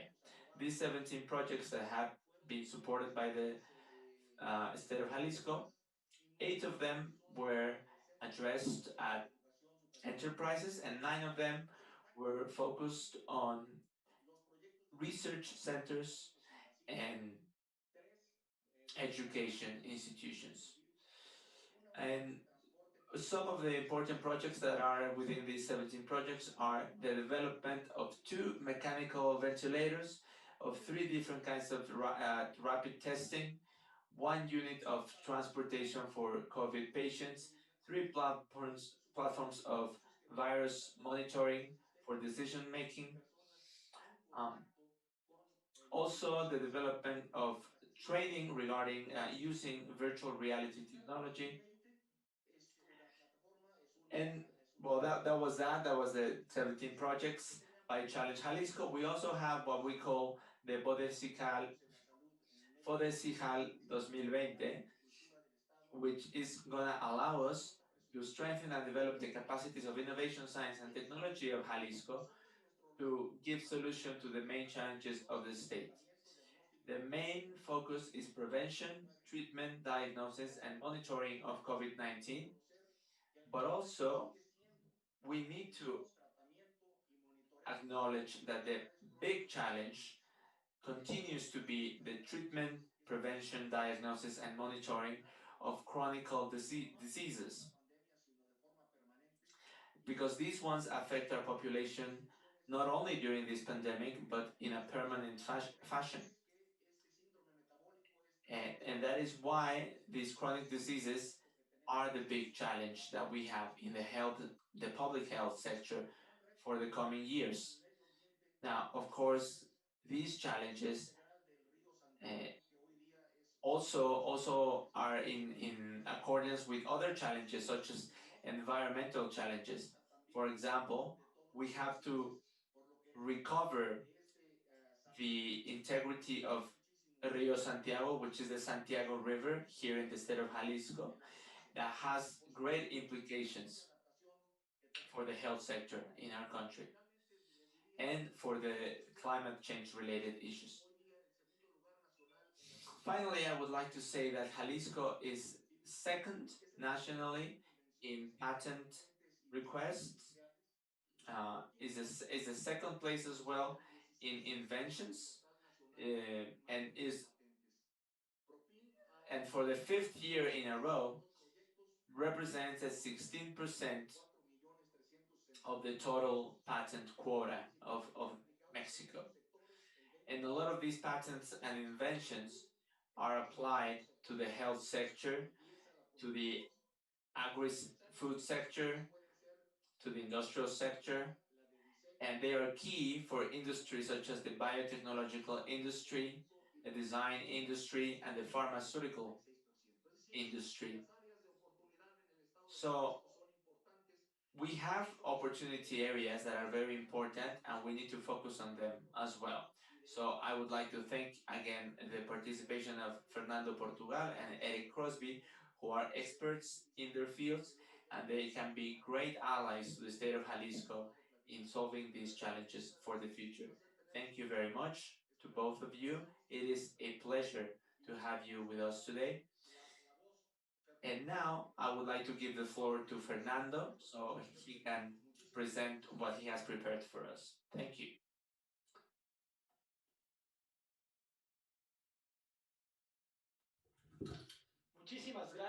Thank you so much. Thank you. Thank you so much for inviting me. I'm so glad to be able to participate in this very interesting forum. This isn't the first time that I have had the pleasure to be able to collaborate with the Secretary of Science, Technology, and Innovation, Personally, this is such a privilege to be able to be here again with you. Let me bring up my presentation.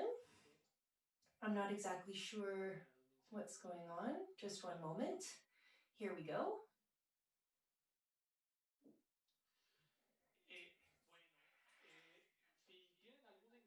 Now, if you have any comments, please tell me, because I'm not going to be able to pay attention to WhatsApp.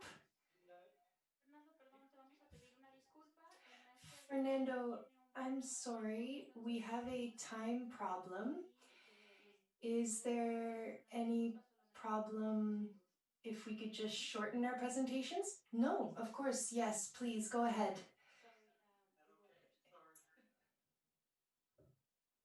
Can you hear me okay? Yes, thank you. Yeah, I have another meeting, but I can wait. If I don't want to interrupt, I can wait. No. Is Well, that thank okay? you. Please continue. Thank you very much. Okay, Thank well, you, okay. Well, thank you both, Fernandos, and thank you everyone for the invitation. I'm very honored to be here. And let me go ahead and pull up my screen, and hopefully this will work okay. So can you guys see my screen okay?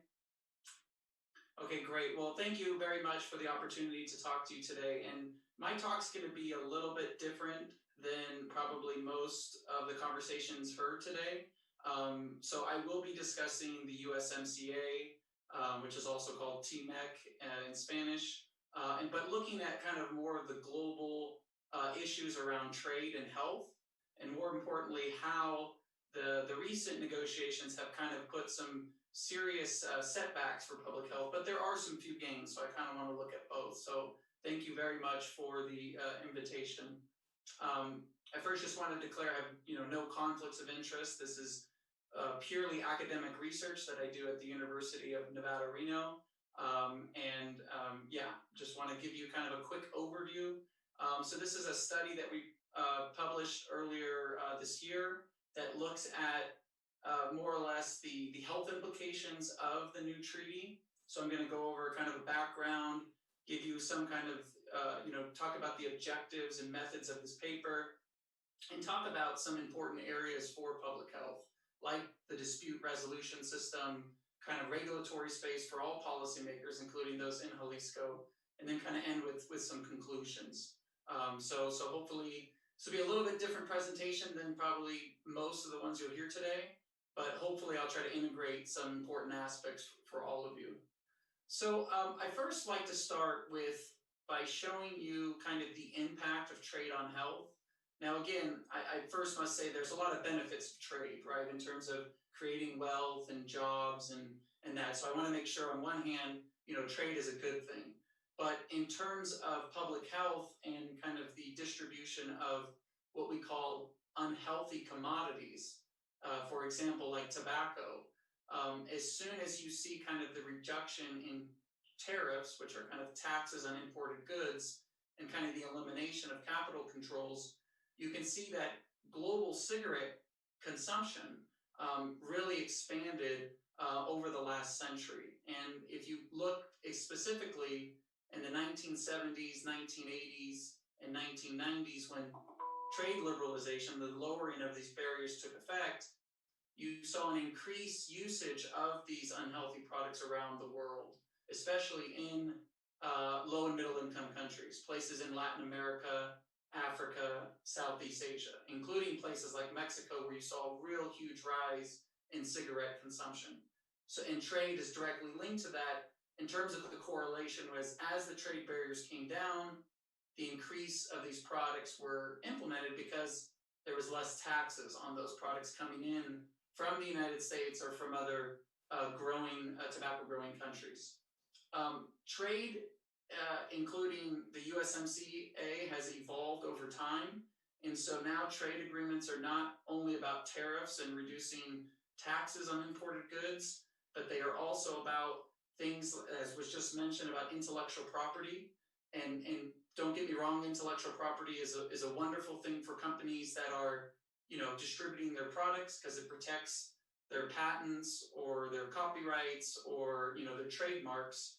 But again, when it comes to public health, and you have a very appealing product like Marlboro cigarettes, which are, again, I've been in Mexico, they're everywhere, very, very popular.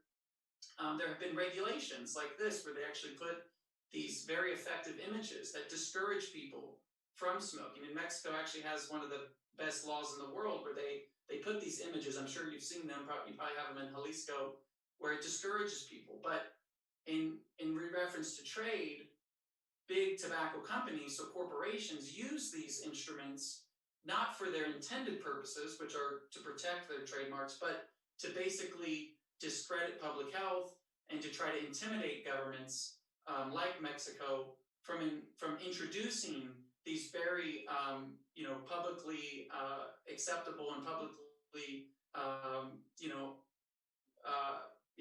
with evidence-based processes to introduce these policies. And so again, the impact on trade here on health has been in a negative sense, in that when a country implements these very productive policies, industries can use these trade agreements to delegitimize, threaten, or even overturn some of these policies. So there's kind of a negative effect there.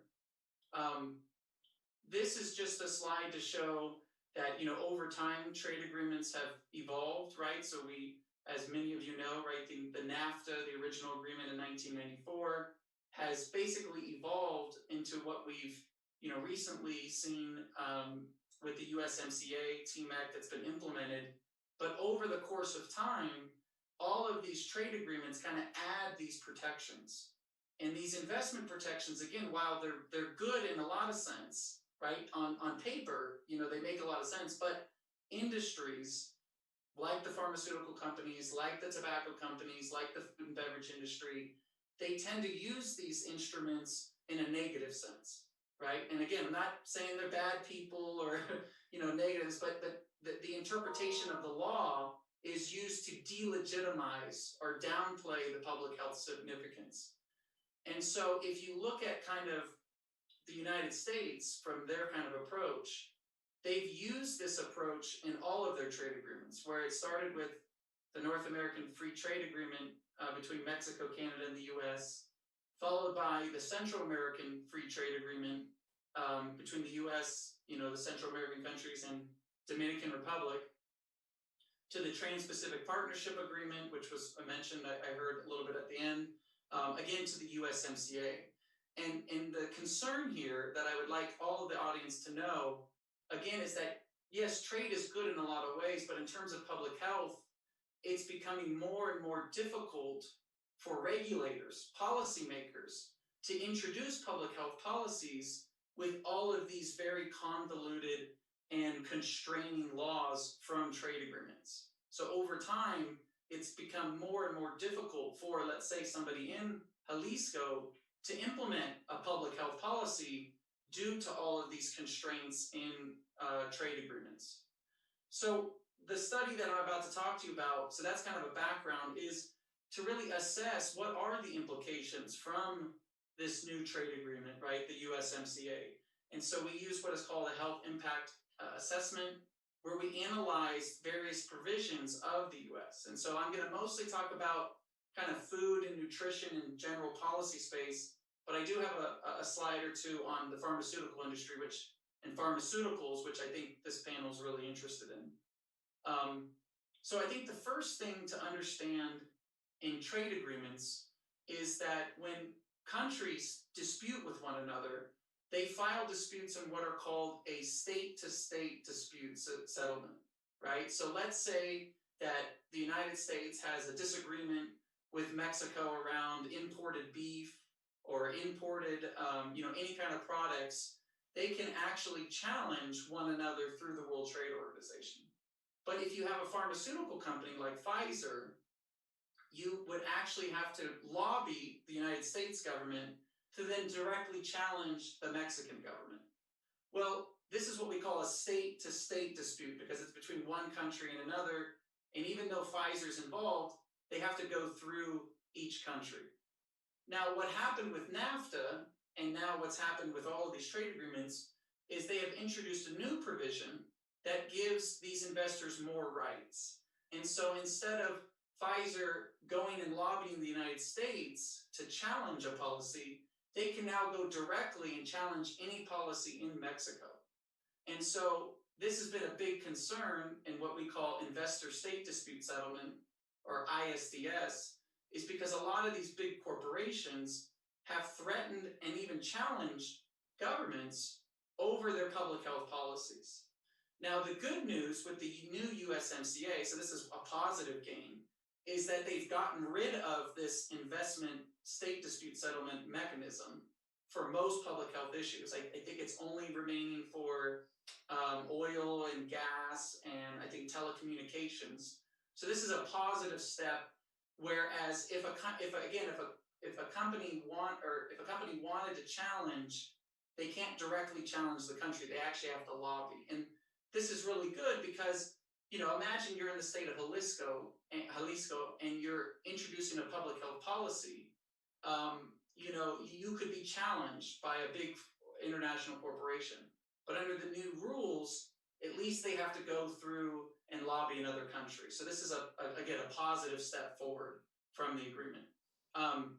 Another positive step is that the USMCA does recognize that there are health provisions and expectations in trade negotiations or trade exchanges. So there are protections under the General Agreement of Tariffs and Trade. There are also various protections under labor and environment.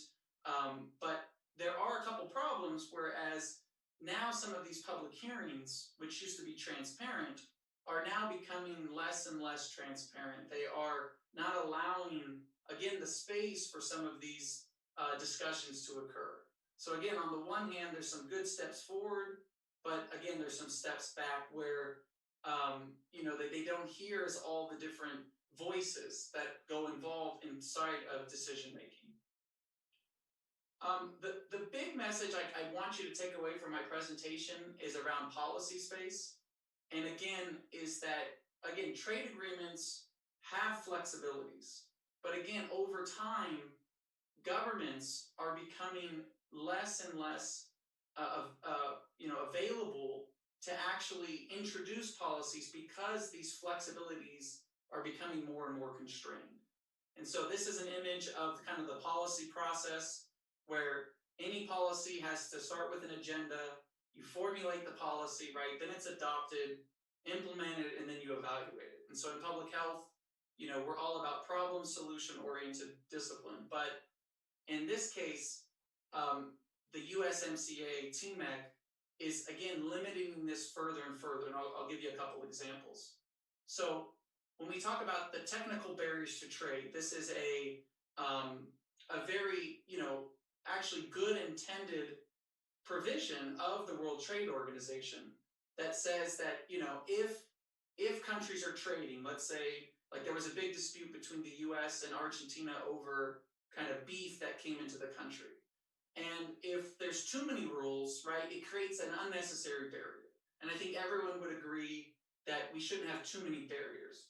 But the problem is, though, what happens when you are trying to introduce a policy like tobacco, which, we have ironclad scientific evidence around secondhand smoke and other issues, right? What do regulators have in terms of their flexibilities? And so with this new agreement, there's more and more requirements and there's less flexibility for these regulators. And let me give you a couple examples. So, and this is a great example for Mexico. So I do a lot of research on looking at nutrition. And Mexico, I gotta say, your whole government is really leading the charge.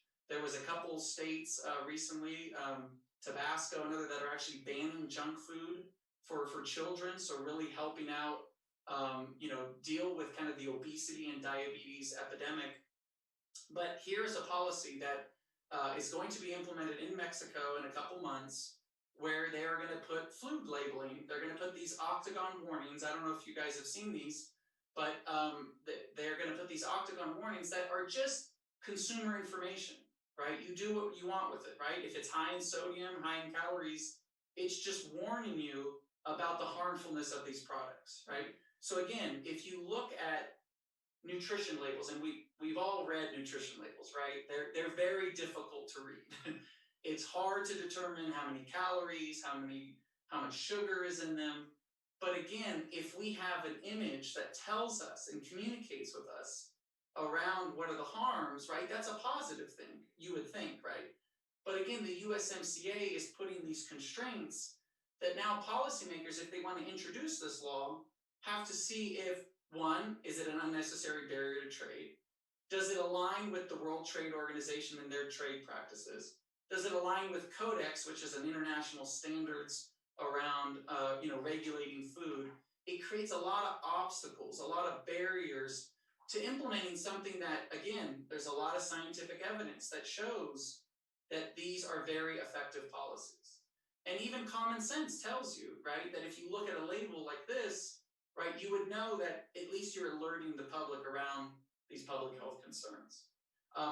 This is just a quick mention that we just published this paper in the International Journal of Health Policy and Management. And here's a link and we can share these slides if anyone's interested in this actual publication around this issue. We also translated it into Spanish, so I think a lot of your audience and people who are not English speaking or English reading can really access this and look at this. So I just wanted to just briefly mention that there. So let me talk about pharmaceuticals and intellectual property rights, which I think is probably the most interested for this group here. And I think the most interesting chapter of the USMCA is chapter 20, which deals with intellectual property rights. And this chapter includes a lot of the World Trade Organization TRIPS plus rules. This is an agreement within the World Trade Organization that looks at trademarks and patents. And again, there's just a large body of evidence, and I can share this with anybody, tracing the implications of these types of TRIPS plus provisions in the World Trade Organization for access to medicines. And I think one of the biggest issues is denying that access to medicine, and it really serves to delay market entry of those less expensive generic and biosimilar medicines. If you actually look at the USMCA Article 20.48 and 20.49, they actually discuss this at great length, and they talk about the protection of undisclosed tests and others submitted to regulatory authorities. And really, this puts, again, more constraints on regulators. So people in Jalisco, people in other parts of Mexico, to prevent regulators from actually using clinical trial data submitted by the originator company to assess kind of the application from a generic company for a period of time, let's say about 5 years. There's also this 10-year period of effective market protection for biologics, right? So biologics are medicines produced from, living cells and other biological materials via kind of these biotechnological processes. But, this is the longest period of market protection for such drugs negotiated in any trade agreement, right? So again, it's becoming more and more constraining for policymakers.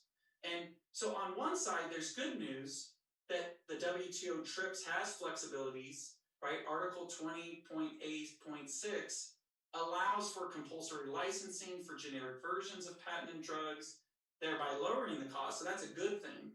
But the problem is that the use of this compulsory licensing remains limited, and it's mostly for antiretroviral drugs, right? So again, while there's protections there, it really depends on how the government responds. And the fear is, let's say the government of Jalisco or even the government of Mexico puts something forward, that they may face really fierce opposition from the United States, other pharmaceutical companies about the kind of the research around biologics. Again, a lot of that is, some of that is really good research, but at the same time, the regulatory flexibilities are hampered. When we also talk about extended protection for biologics, there's also a provision in there that has about whether biologics would be available. And this is really interesting. I find that there's different treatment for Mexico than there is to Canada. So biologics are currently eligible for 8 years of market protection in Canada, So, the change required to implement the USMCA is kind of incremental, it can go in stages. But in Mexico, the effect will be more dramatic because biologics are not currently subject to data protection. So again, this delays any kind of market entry of biosimilars, which could come at a very high cost. Okay, so again, these are just a couple, big provisions here. Just a couple other provisions we looked at in our analysis, looked at agriculture, labor, and the environment. There's also really strict controls around like agriculture. So in Mexico is really well known for protecting its farmers and allowing them to use different seeds, to have different versions of plants and growing. But the USMCA is putting pressure on Mexico to adopt this treaty, kind of a newer version that only allows a couple strands of different plants. And so that really puts a lot of pressure on the Mexican farmers who are working on these farms and now getting international pressure from the US or Canada, whoever, right? And then there's always been questions around labor and the environment. And there's a lot more barriers that governments have to go through to actually possess some of these, processes. So in conclusion, I don't want to be a damper on trade, right? There are positive steps, right? There are things in terms of, we don't have the ISDS challenges anymore. There are more protections for public health.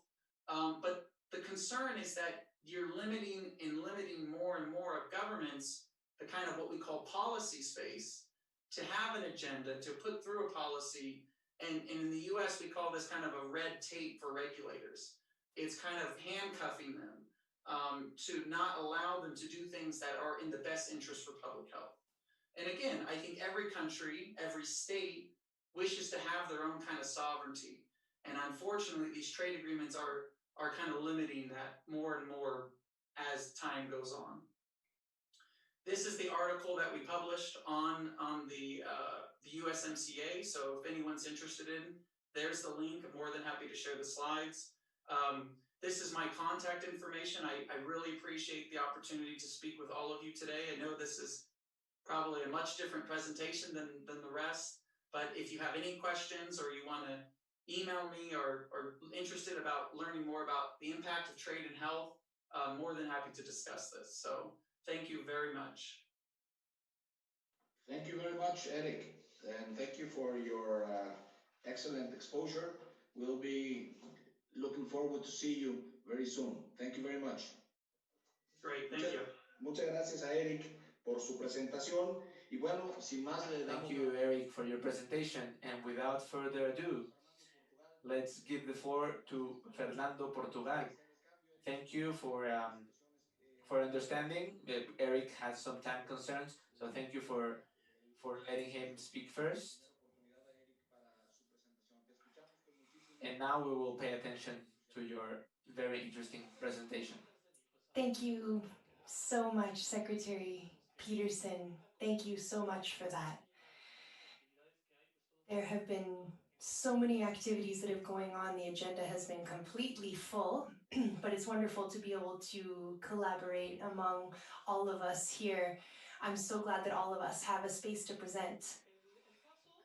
Now, in this case that we wanted to start talking about here, we want to insist again on what Eric was saying in terms of origins and what TPP means, what the obligations are from that agreement. For the USMCA, TMAC, CUSMA, as it's known in the different countries, was confirmed in November 2018. Now, when we're talking about concepts of intellectual property, we can see how things have changed. We have the antecedent of the TPP, and the United States dropped out of that, so that kind of got stuck there in terms of coming into force. But the provisions there for intellectual property with regard to pharmaceutical questions are still not up to date. So those were suspended to talk about it in that way. We're talking about pharmaceutical innovation in terms of the USMCA. It is based on the TPP. And this is very much in line with what Eric was talking about in terms of having the same format, a kind of a template that Mexico was going to be working with. Therefore, when you have contact with a negotiator or someone who was directly related to that process, well, when they're talking about pharmaceutical innovation, they really are going to be referring to the technical discussions in the TPP. So what did change a little bit for that template when the United States re-entered into these international agreements were linkage and bowler.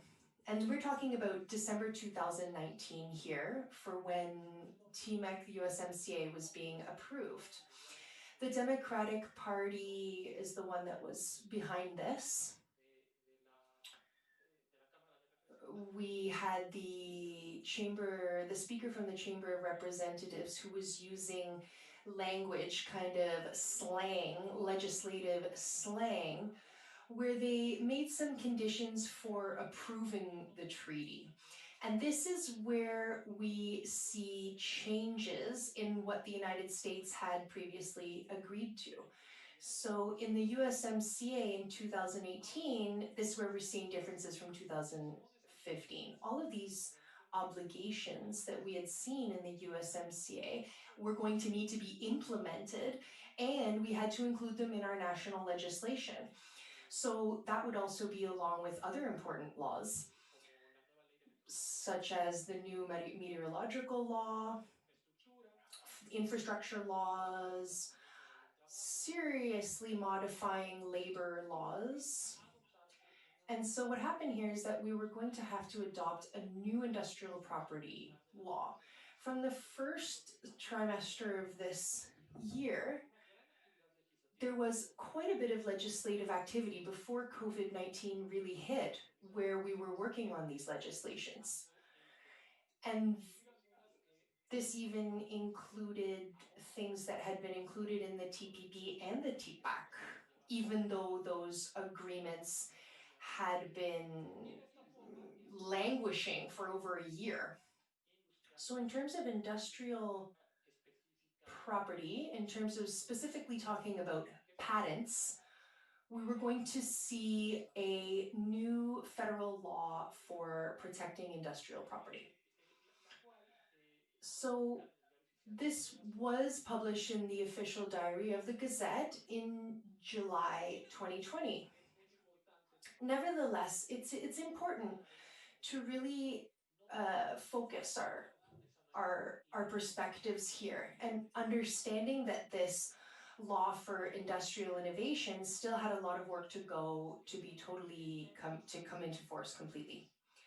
And this, we're talking about transitions here. We have some things that are not obligatory for Mexico exactly when this treaty came into force, July 1st, 2020. So Mexico was given extra time in order to adopt these measures. And these had to do with pharmaceutical innovation. What are these measures? One of them has to do with reinforced data protection and adjusting, for example, patent periods of time in terms of delays from patent granting authorities. Mexico had, well, since 1994, Mexico had an obligation to protect data for medicine, for medications. What does that mean? In order for medications to get out into the public, they had to have very intensive research done on them. And data protection recognizes the developer of that research for a period of time. It was 5 years, and only that person could use that information in order to apply for registering their medication. After that 5-year period, if there was another person who wanted to manufacture that medication and they said, oh, excuse me, the medication that I'm going to produce is efficient and it's going to help the general public. And so people would say, well, where's your research? Oh, well, they would say, I don't have the research. They would say, I'm waiting for the pharmaceutical company that patented this information so that I can use their information to benefit the general public. Now they don't have to do that. They don't have to do that extra research that can last years and years. So they're able to avoid that. They don't have to invest so many resources in that. But NAFTA protected that data so that it would be protected for 5 years. What does that mean? Well, the first obligation, which is not subject to this transition and is still in vigor today, is to be giving that data protection to all medications. Under NAFTA, this was available for pharmaceutical products. It doesn't matter if they're biologics or if they're a chemical substance like traditional medications or not. It's for a pharmaceutical product and it's biologics. Since 1994, that obligation has been in place for data protection. And it had not been implemented in Mexico. So with other countries, English-speaking countries, they were also part of this internal law that we had. For example, our National Sanitary Service did also include that data protection. And that was in the USMCA. It came from the NAFTA, and then it was transferred over to the USMCA. And it's still in vigor. But what we are still working on is that transition in terms of adopting what has been laid out in our new agreement and to reinforce it and make it a little bit broader. On the other hand, the adjustments in terms of compensation for patents are following along with the USMCA as well as other agreements that Mexico has signed, for example, the modernization of other agreements. But here's what goes on there. If we have a patented pharmaceutical, it's not enough to just have the patent in order to start distributing your product on the market. You need a health safety registry as well.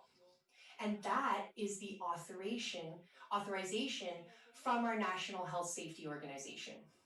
And if that is delayed in an unjust way from the patent granting authorities for its registry, whether it's going to be denied or, for example, if it hasn't been approved yet, if there's a lag there, well, then the patent isn't good for as long as it should be good for. So in those cases, both the TLQ, the USMCA, oblige people to be compensated for that delay in terms of how long their patent is going to be good for. If there's a delay, if there's no delay, then they're not going to get any compensation. And this obligation, this is created for Mexico and the United States. There are also obligations that are outside of pharmaceutical innovation that talk about this transition, and I'm talking about trade secrets or copyrights, internet copyrights for notice and takedown. These were not subject. They were subject to changes. But anyhow, the government of Mexico, the executive branch and the legislative branch, determined that they didn't want to go through that whole period for these federal laws for copyright in order to have this be part of it. So when we're talking about adjustments in terms of compensating people for a delay from patent granting authorities, this isn't just about the USMCA. It's not just about that. It's not just something from these treaties. There are also obligations that come from our treaties with other countries, like our agreement that we have with Europe.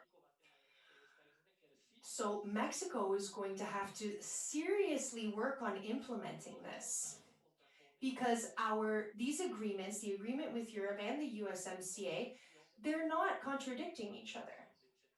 There's a vision to be able to boost pharmaceutical innovation, but they're not exactly similar. So we are going to have to be going through this process in Mexico not just in each state, but we also really need to be working very closely on this so that we implement this in a way that is compatible and that complements both agreements. So, for example, the TPAT also has this obligation within it. And the texts there speak very much almost identically to the ones that are in the USMCA. But among all of this, when we're talking about protecting pharmaceutical innovations, there are some obligations that are not in transition. They have already been incorporated and set into law. When we're talking about patent linkage, this is one of them. Linkage. And what does this consist of, this linkage? At the beginning, the obligation that we had under the USMCA and also the TPAT agreement, the CPTPP, for 11 countries, was that governments had to have mechanisms that would stop sanitary authorities, for example, the COFEPRIS in Mexico. They would have to be stopping medications from entering into the market, and they would have to be putting a stop at the supply chain area, at the supply chain phase. So this is where, if those medications that were going to be coming into the market would be infringing on patents that had already been granted. So one of the things that we could do is follow North American legislation. That is an option. Another thing that we could do is follow the Mexican system. And we have that in place since 2003. There are a number of positive aspects there. These two treaties do enable Mexico to continue with its own system, which is based on communication between the Mexican Institute of Industrial Property and the National Health Sanitary System. So this is where we have health safety rules that are working between these two bodies, and they are giving an applicant, they're giving an applicant the ability to have their patent, but they have to check that it doesn't infringe on any industrial property patent that is already in place. So if this is sometimes not awarded, that's where the delay comes in. So this is something that gives more certainty for investors, also for patients, so that they can know that this medication the medication that they're taking is a product that is legitimate and that meets safety standards and the law. Our obligation to have this linkage system was already in the TPP. We had that from December 31st, 2018. This is very similar to what we finally saw available in the USMCA. But with some of the protocols that were modified at the last minute, we saw that they added notification and arguments. So for people who were applying to the health safety registry, they saw that when they were having intergovernment consultation, that person would be notified, the person who originally applied for the patent. So if somebody else is applying to use the information that is in their patent, that the original patent holder would be notified of that. And in that way, they would be respecting the original patent holder. Now, if this was not going to be implemented through the law, then we would see how linkage would back this up.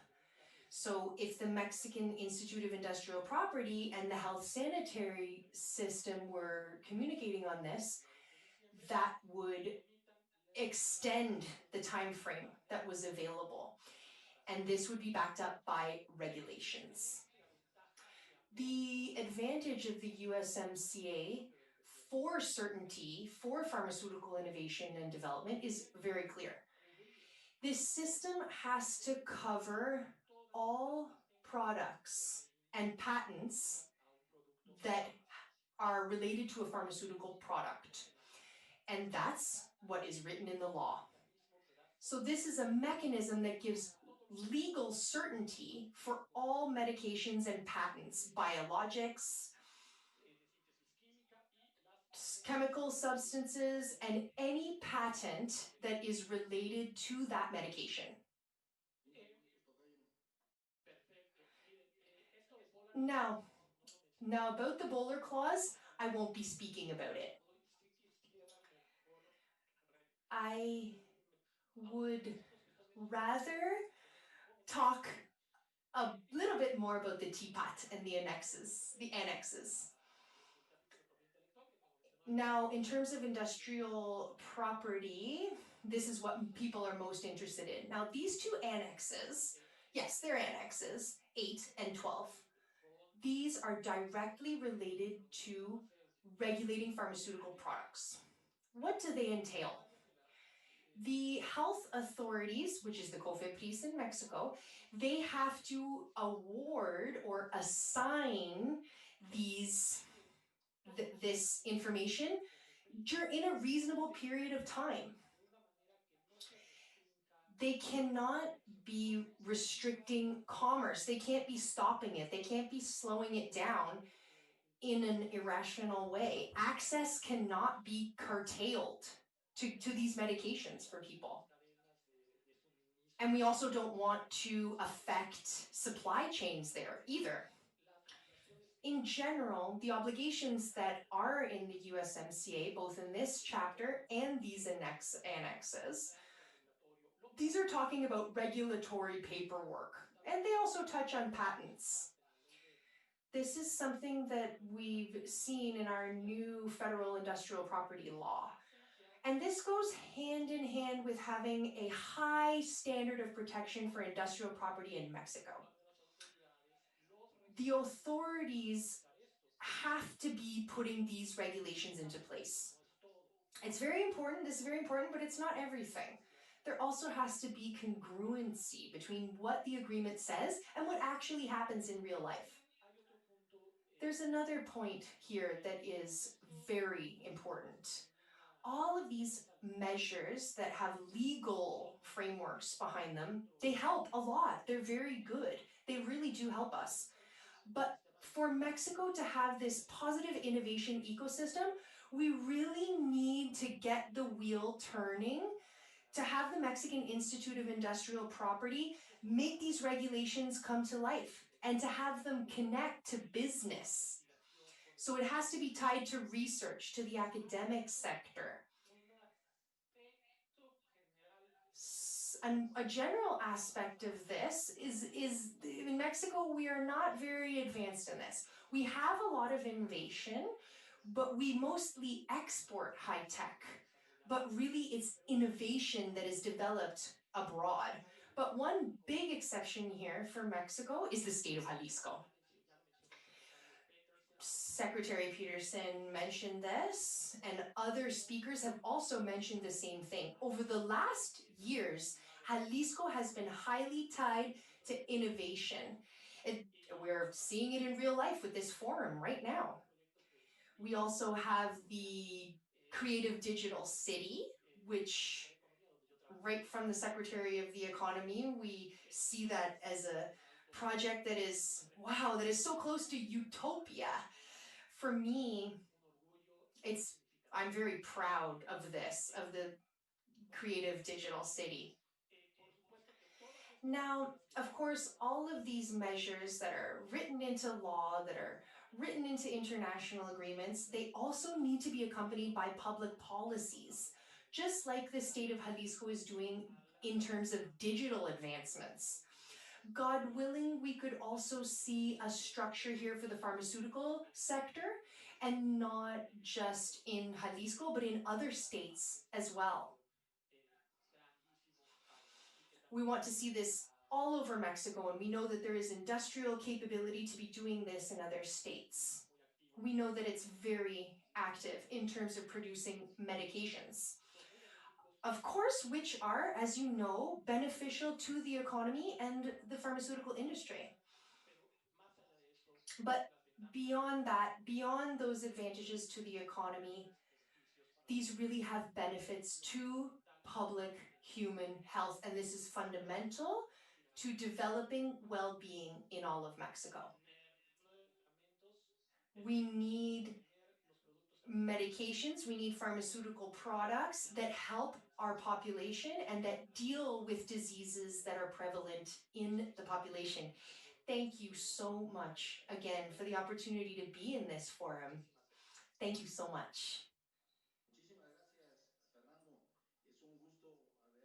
Thank you so much, Fernando. It's been a pleasure to have you here, and hopefully we'll have more participations like this in the future. And I would like to apologize to the Secretary Pompa, Mr. Alfonso Pompa, because now I need to go attend some business. But it's been my pleasure to be here today in this discussion. Thank you so much for the invitation. Thank you to everyone who listened. And now I would like to give the floor to Larissa so she can read some of the questions that have been posted on the social media and on the Zoom chat by our participants in the event. Thank you. Thank you so much. Thank you so much, Fernando, Secretary of Health of the State of Jalisco. Thank you for your generosity, for sharing your time with us, because we know you have a very busy agenda. And thank you so much, Fernando Portugal, for the excellent presentation that you just shared with us. And hopefully we can continue this conversation in the future, because as we know, industrial property rights are very important for the pharmaceutical industry and for all health-related industries. And thanks so much for to Eric Crosby for his participation, even though he had to leave early because of other commitments. We greatly enjoyed listening to his presentation and everything he had to say.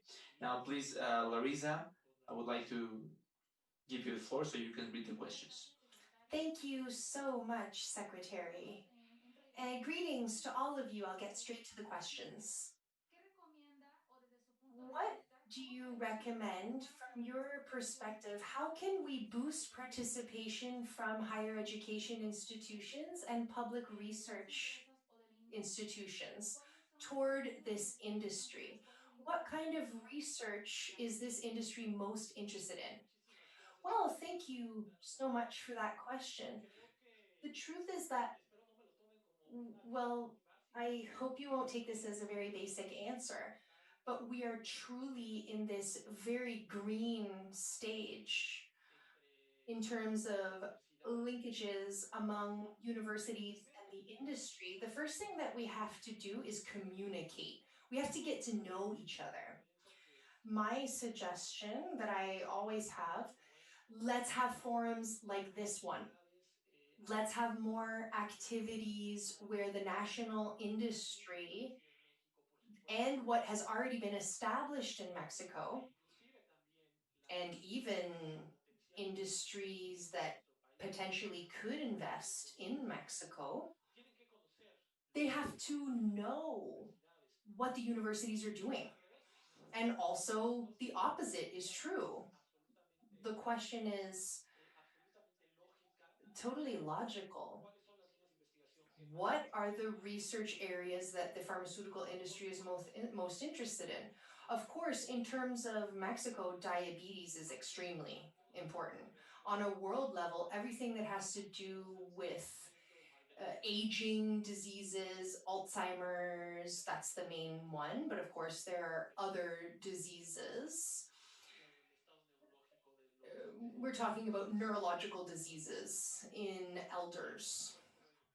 And then, of course, COVID-19, the possibilities. We have to talk about the possibilities for a vaccine.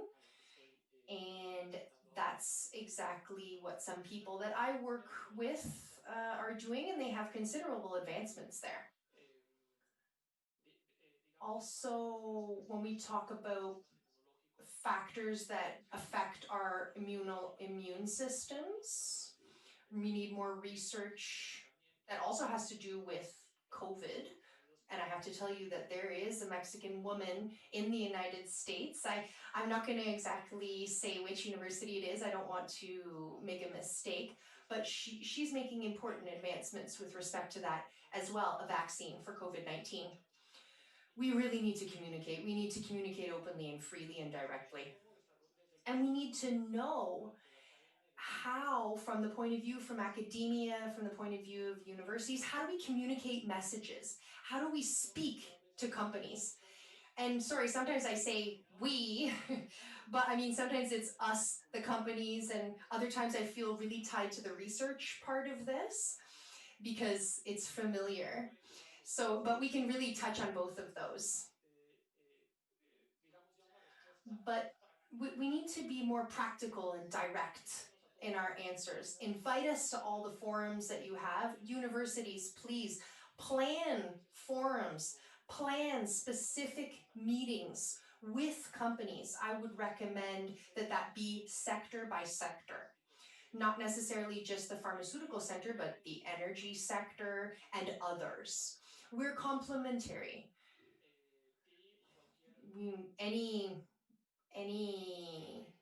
Any tips or advice that we can be part of to really catch the attention of business people and companies, please let us know. Please seek us out. We are open to receive that and to foment those types of collaborations. Let's ask another question. We have a question from Twitter. Fernando, they're asking us all of these changes that you were talking about in your presentation. What's your opinion? Is this an opportunity to create employment in Mexico, or what do you think? Yes, of course. And I'm sorry, just let me complete my last answer. In the state of Jalisco, they have someone who could be a wonderful consultant here, and that's Larissa. I really recognize your work, Larissa, in terms of that connection to the business world and to research sector. So please go to Larissa, ask her. She's the top master here. Yes, but of course, this can be useful for creating economic growth, for creating employment opportunities. And I can tell you from my own experience, the pharmaceutical sector is a great one for creating employment at a very good level because it's technical, very technical jobs. It's people who are scientists, but also people who are in humanities, like lawyers.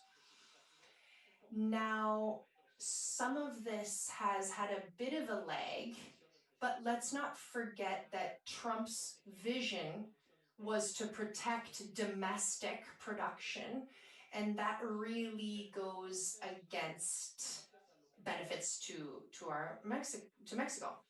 But thanks to Annex 12 for pharmaceutical products in the USMCA, it's the reverse.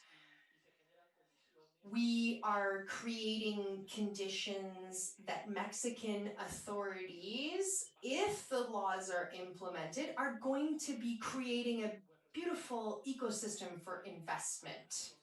And that's going to be very attractive for foreign investment in terms of pharmaceuticals. But we really go back to the same thing that has been mentioned again and again. The agreement is not enough. We need public policies, and we need them to be implemented. Thank you so much, Fernando. I will ask you one more question. What is your opinion on the outlook between pharmaceuticals and biotechnology? What do you think there? Yes, of course. First of all, talking about key technologies for making pharmaceuticals more available to patients. I mean, this is information from my perspective as a lawyer, but it's important that we understand in the Mexican Association of Pharmaceutical Research Industries that we need to change history. maybe, I mean, this is a big job. This is equal to last century when, or maybe the one before, the 19th century, when we discovered microbes. And this is basically the same with biotech. We have treatments that give a higher quality of life to people that have very few secondary effects. And we can't compare the traditional treatments that we previously had for that in terms of oncology or chemotherapy. We can't even compare that to a biologic treatment that we would use to treat cancer. So, number one, more than we can say anything about the economy, about unemployment, in terms of health, we should really be focusing on biotechnology developments. And the USMCA, as Eric mentioned, one of the effects for the protocols that were modified in December was data protection that was reinforced for biologics, and it was extended to a 10-year period. But this doesn't mean that the other provisions were going to be dragging down on pharmaceutical innovation. We saw that data protection was also going to be in the same 5-year period. At least the Mexican government could continue with that period. All of those measures have to be applied to biotech. Now, speaking particularly about Article 20.48, there wanted to be a longer period of data protection. And this means that concrete measures are not exactly in the USMCA. But everything that we saw in Annex 12 as well, in terms of regulations from the National Health Safety System, and also in terms of facilitating trade, this applies to biotech as well.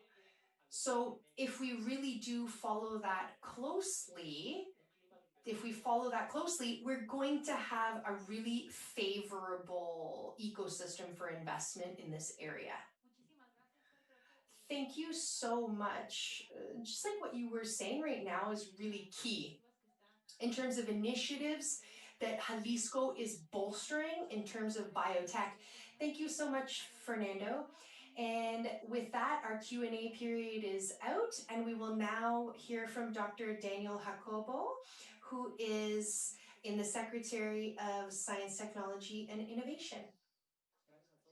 Thank you very much for everyone for joining today in this second panel style discussion about the implications of USMCA in science, technology, and innovation. We would like to give a special thank you to the panelists, the ones that participated today, as well as the ones that participated in the last discussion in July. And I think we've learned some very significant conclusions and elements that will allow us to further enhance the development of technology, science, and specifically in the sectors that we've been discussing today. The first panel talked about the agriculture sector and the challenges that it is facing currently. And as we all know, the second panel talked about the implications of USMCA and of modern day trade in the public health sector. And I think the most important conclusion is that through science and technology, we can become more competitive. We can develop better technologies that allow us to make the best out of this newly approved USMCA. And I think as well that it is very important to continue our collaboration to increase our agricultural productivity. And I think the key element in this is to further develop and promote industrial agriculture. There are a lot of technical resources that we can apply and implement to make our agriculture more competitive and to benefit from the new technologies that are emerging and the new developments in science.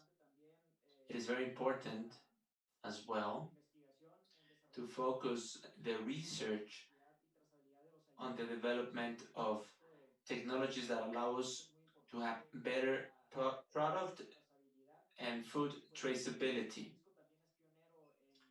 And I would like to say that the state of Jalisco is also a pioneer in this regard,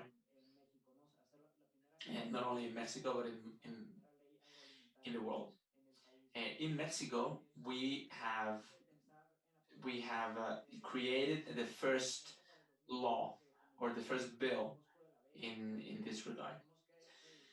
Also, I would like to remind everyone that, as Mr. Bosco de la Vega said, we have to pay attention to providing food for everyone and to increase our food production for 2020, for 2030. We need to reduce our waste of food and enter a circular economy that allows us to recycle products in a most efficient way. So, the, so a larger number of people can be benefited from it. For this is very important to continue to develop new technologies, new products that can reach these goals. And all of this is very important to consumers foremost, because the consumers are now very involved in the processes as well. They're very aware of everything that is happening, and and they have a right to information. They have a right to know, and they can be active part of the process. During the second panel, we also learned a lot about the importance of government agencies in matters of importing medical products, for example. For example, it is very important that COFEPRIS works efficiently to approve and regulate the use of medications here in Mexico, so we can stay on top of our game in terms of patent validity and patent creation.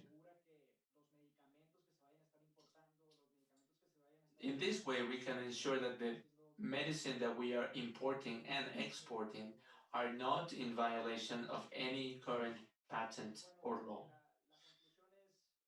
So the conclusion is innovation is the engine, and science and technology as well are engines for competitiveness. And they have been greatly enhanced by the newly approved USMCA. And this will allow us to make better products that can be commercialized in uh, bigger markets. And all of this will happen in close collaboration with our friends and partners from Canada and the USA. Thank you for being here today, participating in this conversation, and hopefully this will be the first emission of many conversations that will follow in the future. Now, to formally end our event, I would like to give the floor to the head of the Department of International Affairs of the government of our state. Hello, good afternoon to everyone. It's a pleasure to be here with you and to hear these conclusions of this second panel on challenges and opportunities of the USMCA in terms of science and technology. Now, these two subjects are so important right now: health and food safety, agriculture. And these are really linked. When we talk about innovation, I want to make a reference to Fernando Portugal's comment in terms of the 19th century, when the importance of microorganisms was discovered for diseases. After that discovery, we had a new way of fighting diseases, and that's when we came also to the apex of discovering penicillin in the last century. I'm going to go back to the 18th century, and I want to talk about Eduardo Jenner, the English doctor who discovered the vaccine when he observed that women who were milking cows had pustules on their hands that turned out to be viral. And this looked like it was a certain type of disease, but it wasn't. And so that liquid from the pustule, this was what led to having a vaccine against the Black Death. This was a discovery. We also had against smallpox. Sorry. We also had another doctor who saw pustules on children's arms, and it went from child to child. And so there was a vaccine that was developed there. And this is related to science and technology because it saved thousands of lives. And it has also helped us to evolve our public health vaccines from then. And this is related to smallpox. So these innovations have led to antibiotics in the 20th century. So after the 19th century, when we saw this English doctor who discovered how these diseases were passed from person to person, we saw new ways also to deal with tuberculosis that had killed many, many people. I'm a doctor, so I talk about medicine, but those two examples about tuberculosis and smallpox are enough to understand how science and technology takes on these problems and deals with them. Canada, the United States, and Mexico are now working together to deal with this. They're doing it through the treaty that we have just signed. And we have to take advantage of all the good parts of each of our country and what they can contribute to all of our well-being. And this is also related to endocrinology and agriculture. We have so many people that have to be guaranteed food security. So these discussions, these are so important. And as the head of the Federal Liaison Unit and International Affairs, it's our job to promote this type of thing. And we don't want to take Jalisco out of our viewpoint and see the opportunity that we have for our regional free trade among Canada, the United States, and Mexico. We are many, many people who are benefited by this. I don't want to say that we're consumers, we're people who benefit from this. It's not just about buying and selling, it's about discovering and innovating. Jalisco, as you all know, is a highly developed state. It's a crossroads among north, south, east, and west. You have a very significant development, technological development, and a business ecosystem, as well as 280,000 students who are in your excellent universities. You have a stable government. You have excellent ecosystems, such as the industrial sector. You have wonderful natural and human resources. And all of us together have to take advantage of the benefits from this agreement, this USMCA agreement. As a representative of Jalisco to federal entities and to foreign governments, it's an honor to have been here with you today and have witnessed the excellent work that you've done. Congratulations. And I will now formally close this panel-style discussion, congratulating you once again for your excellent effort. Thank you. Thank you to our panelists and presenters, as well as to all participants, allies, and special guests for being part of this event. We would like to remind you that the transmission of the first part of these discussions is available for retransmission on the Open Platform for Innovation's Facebook page, as well as on its YouTube channel. We wish you all an excellent afternoon.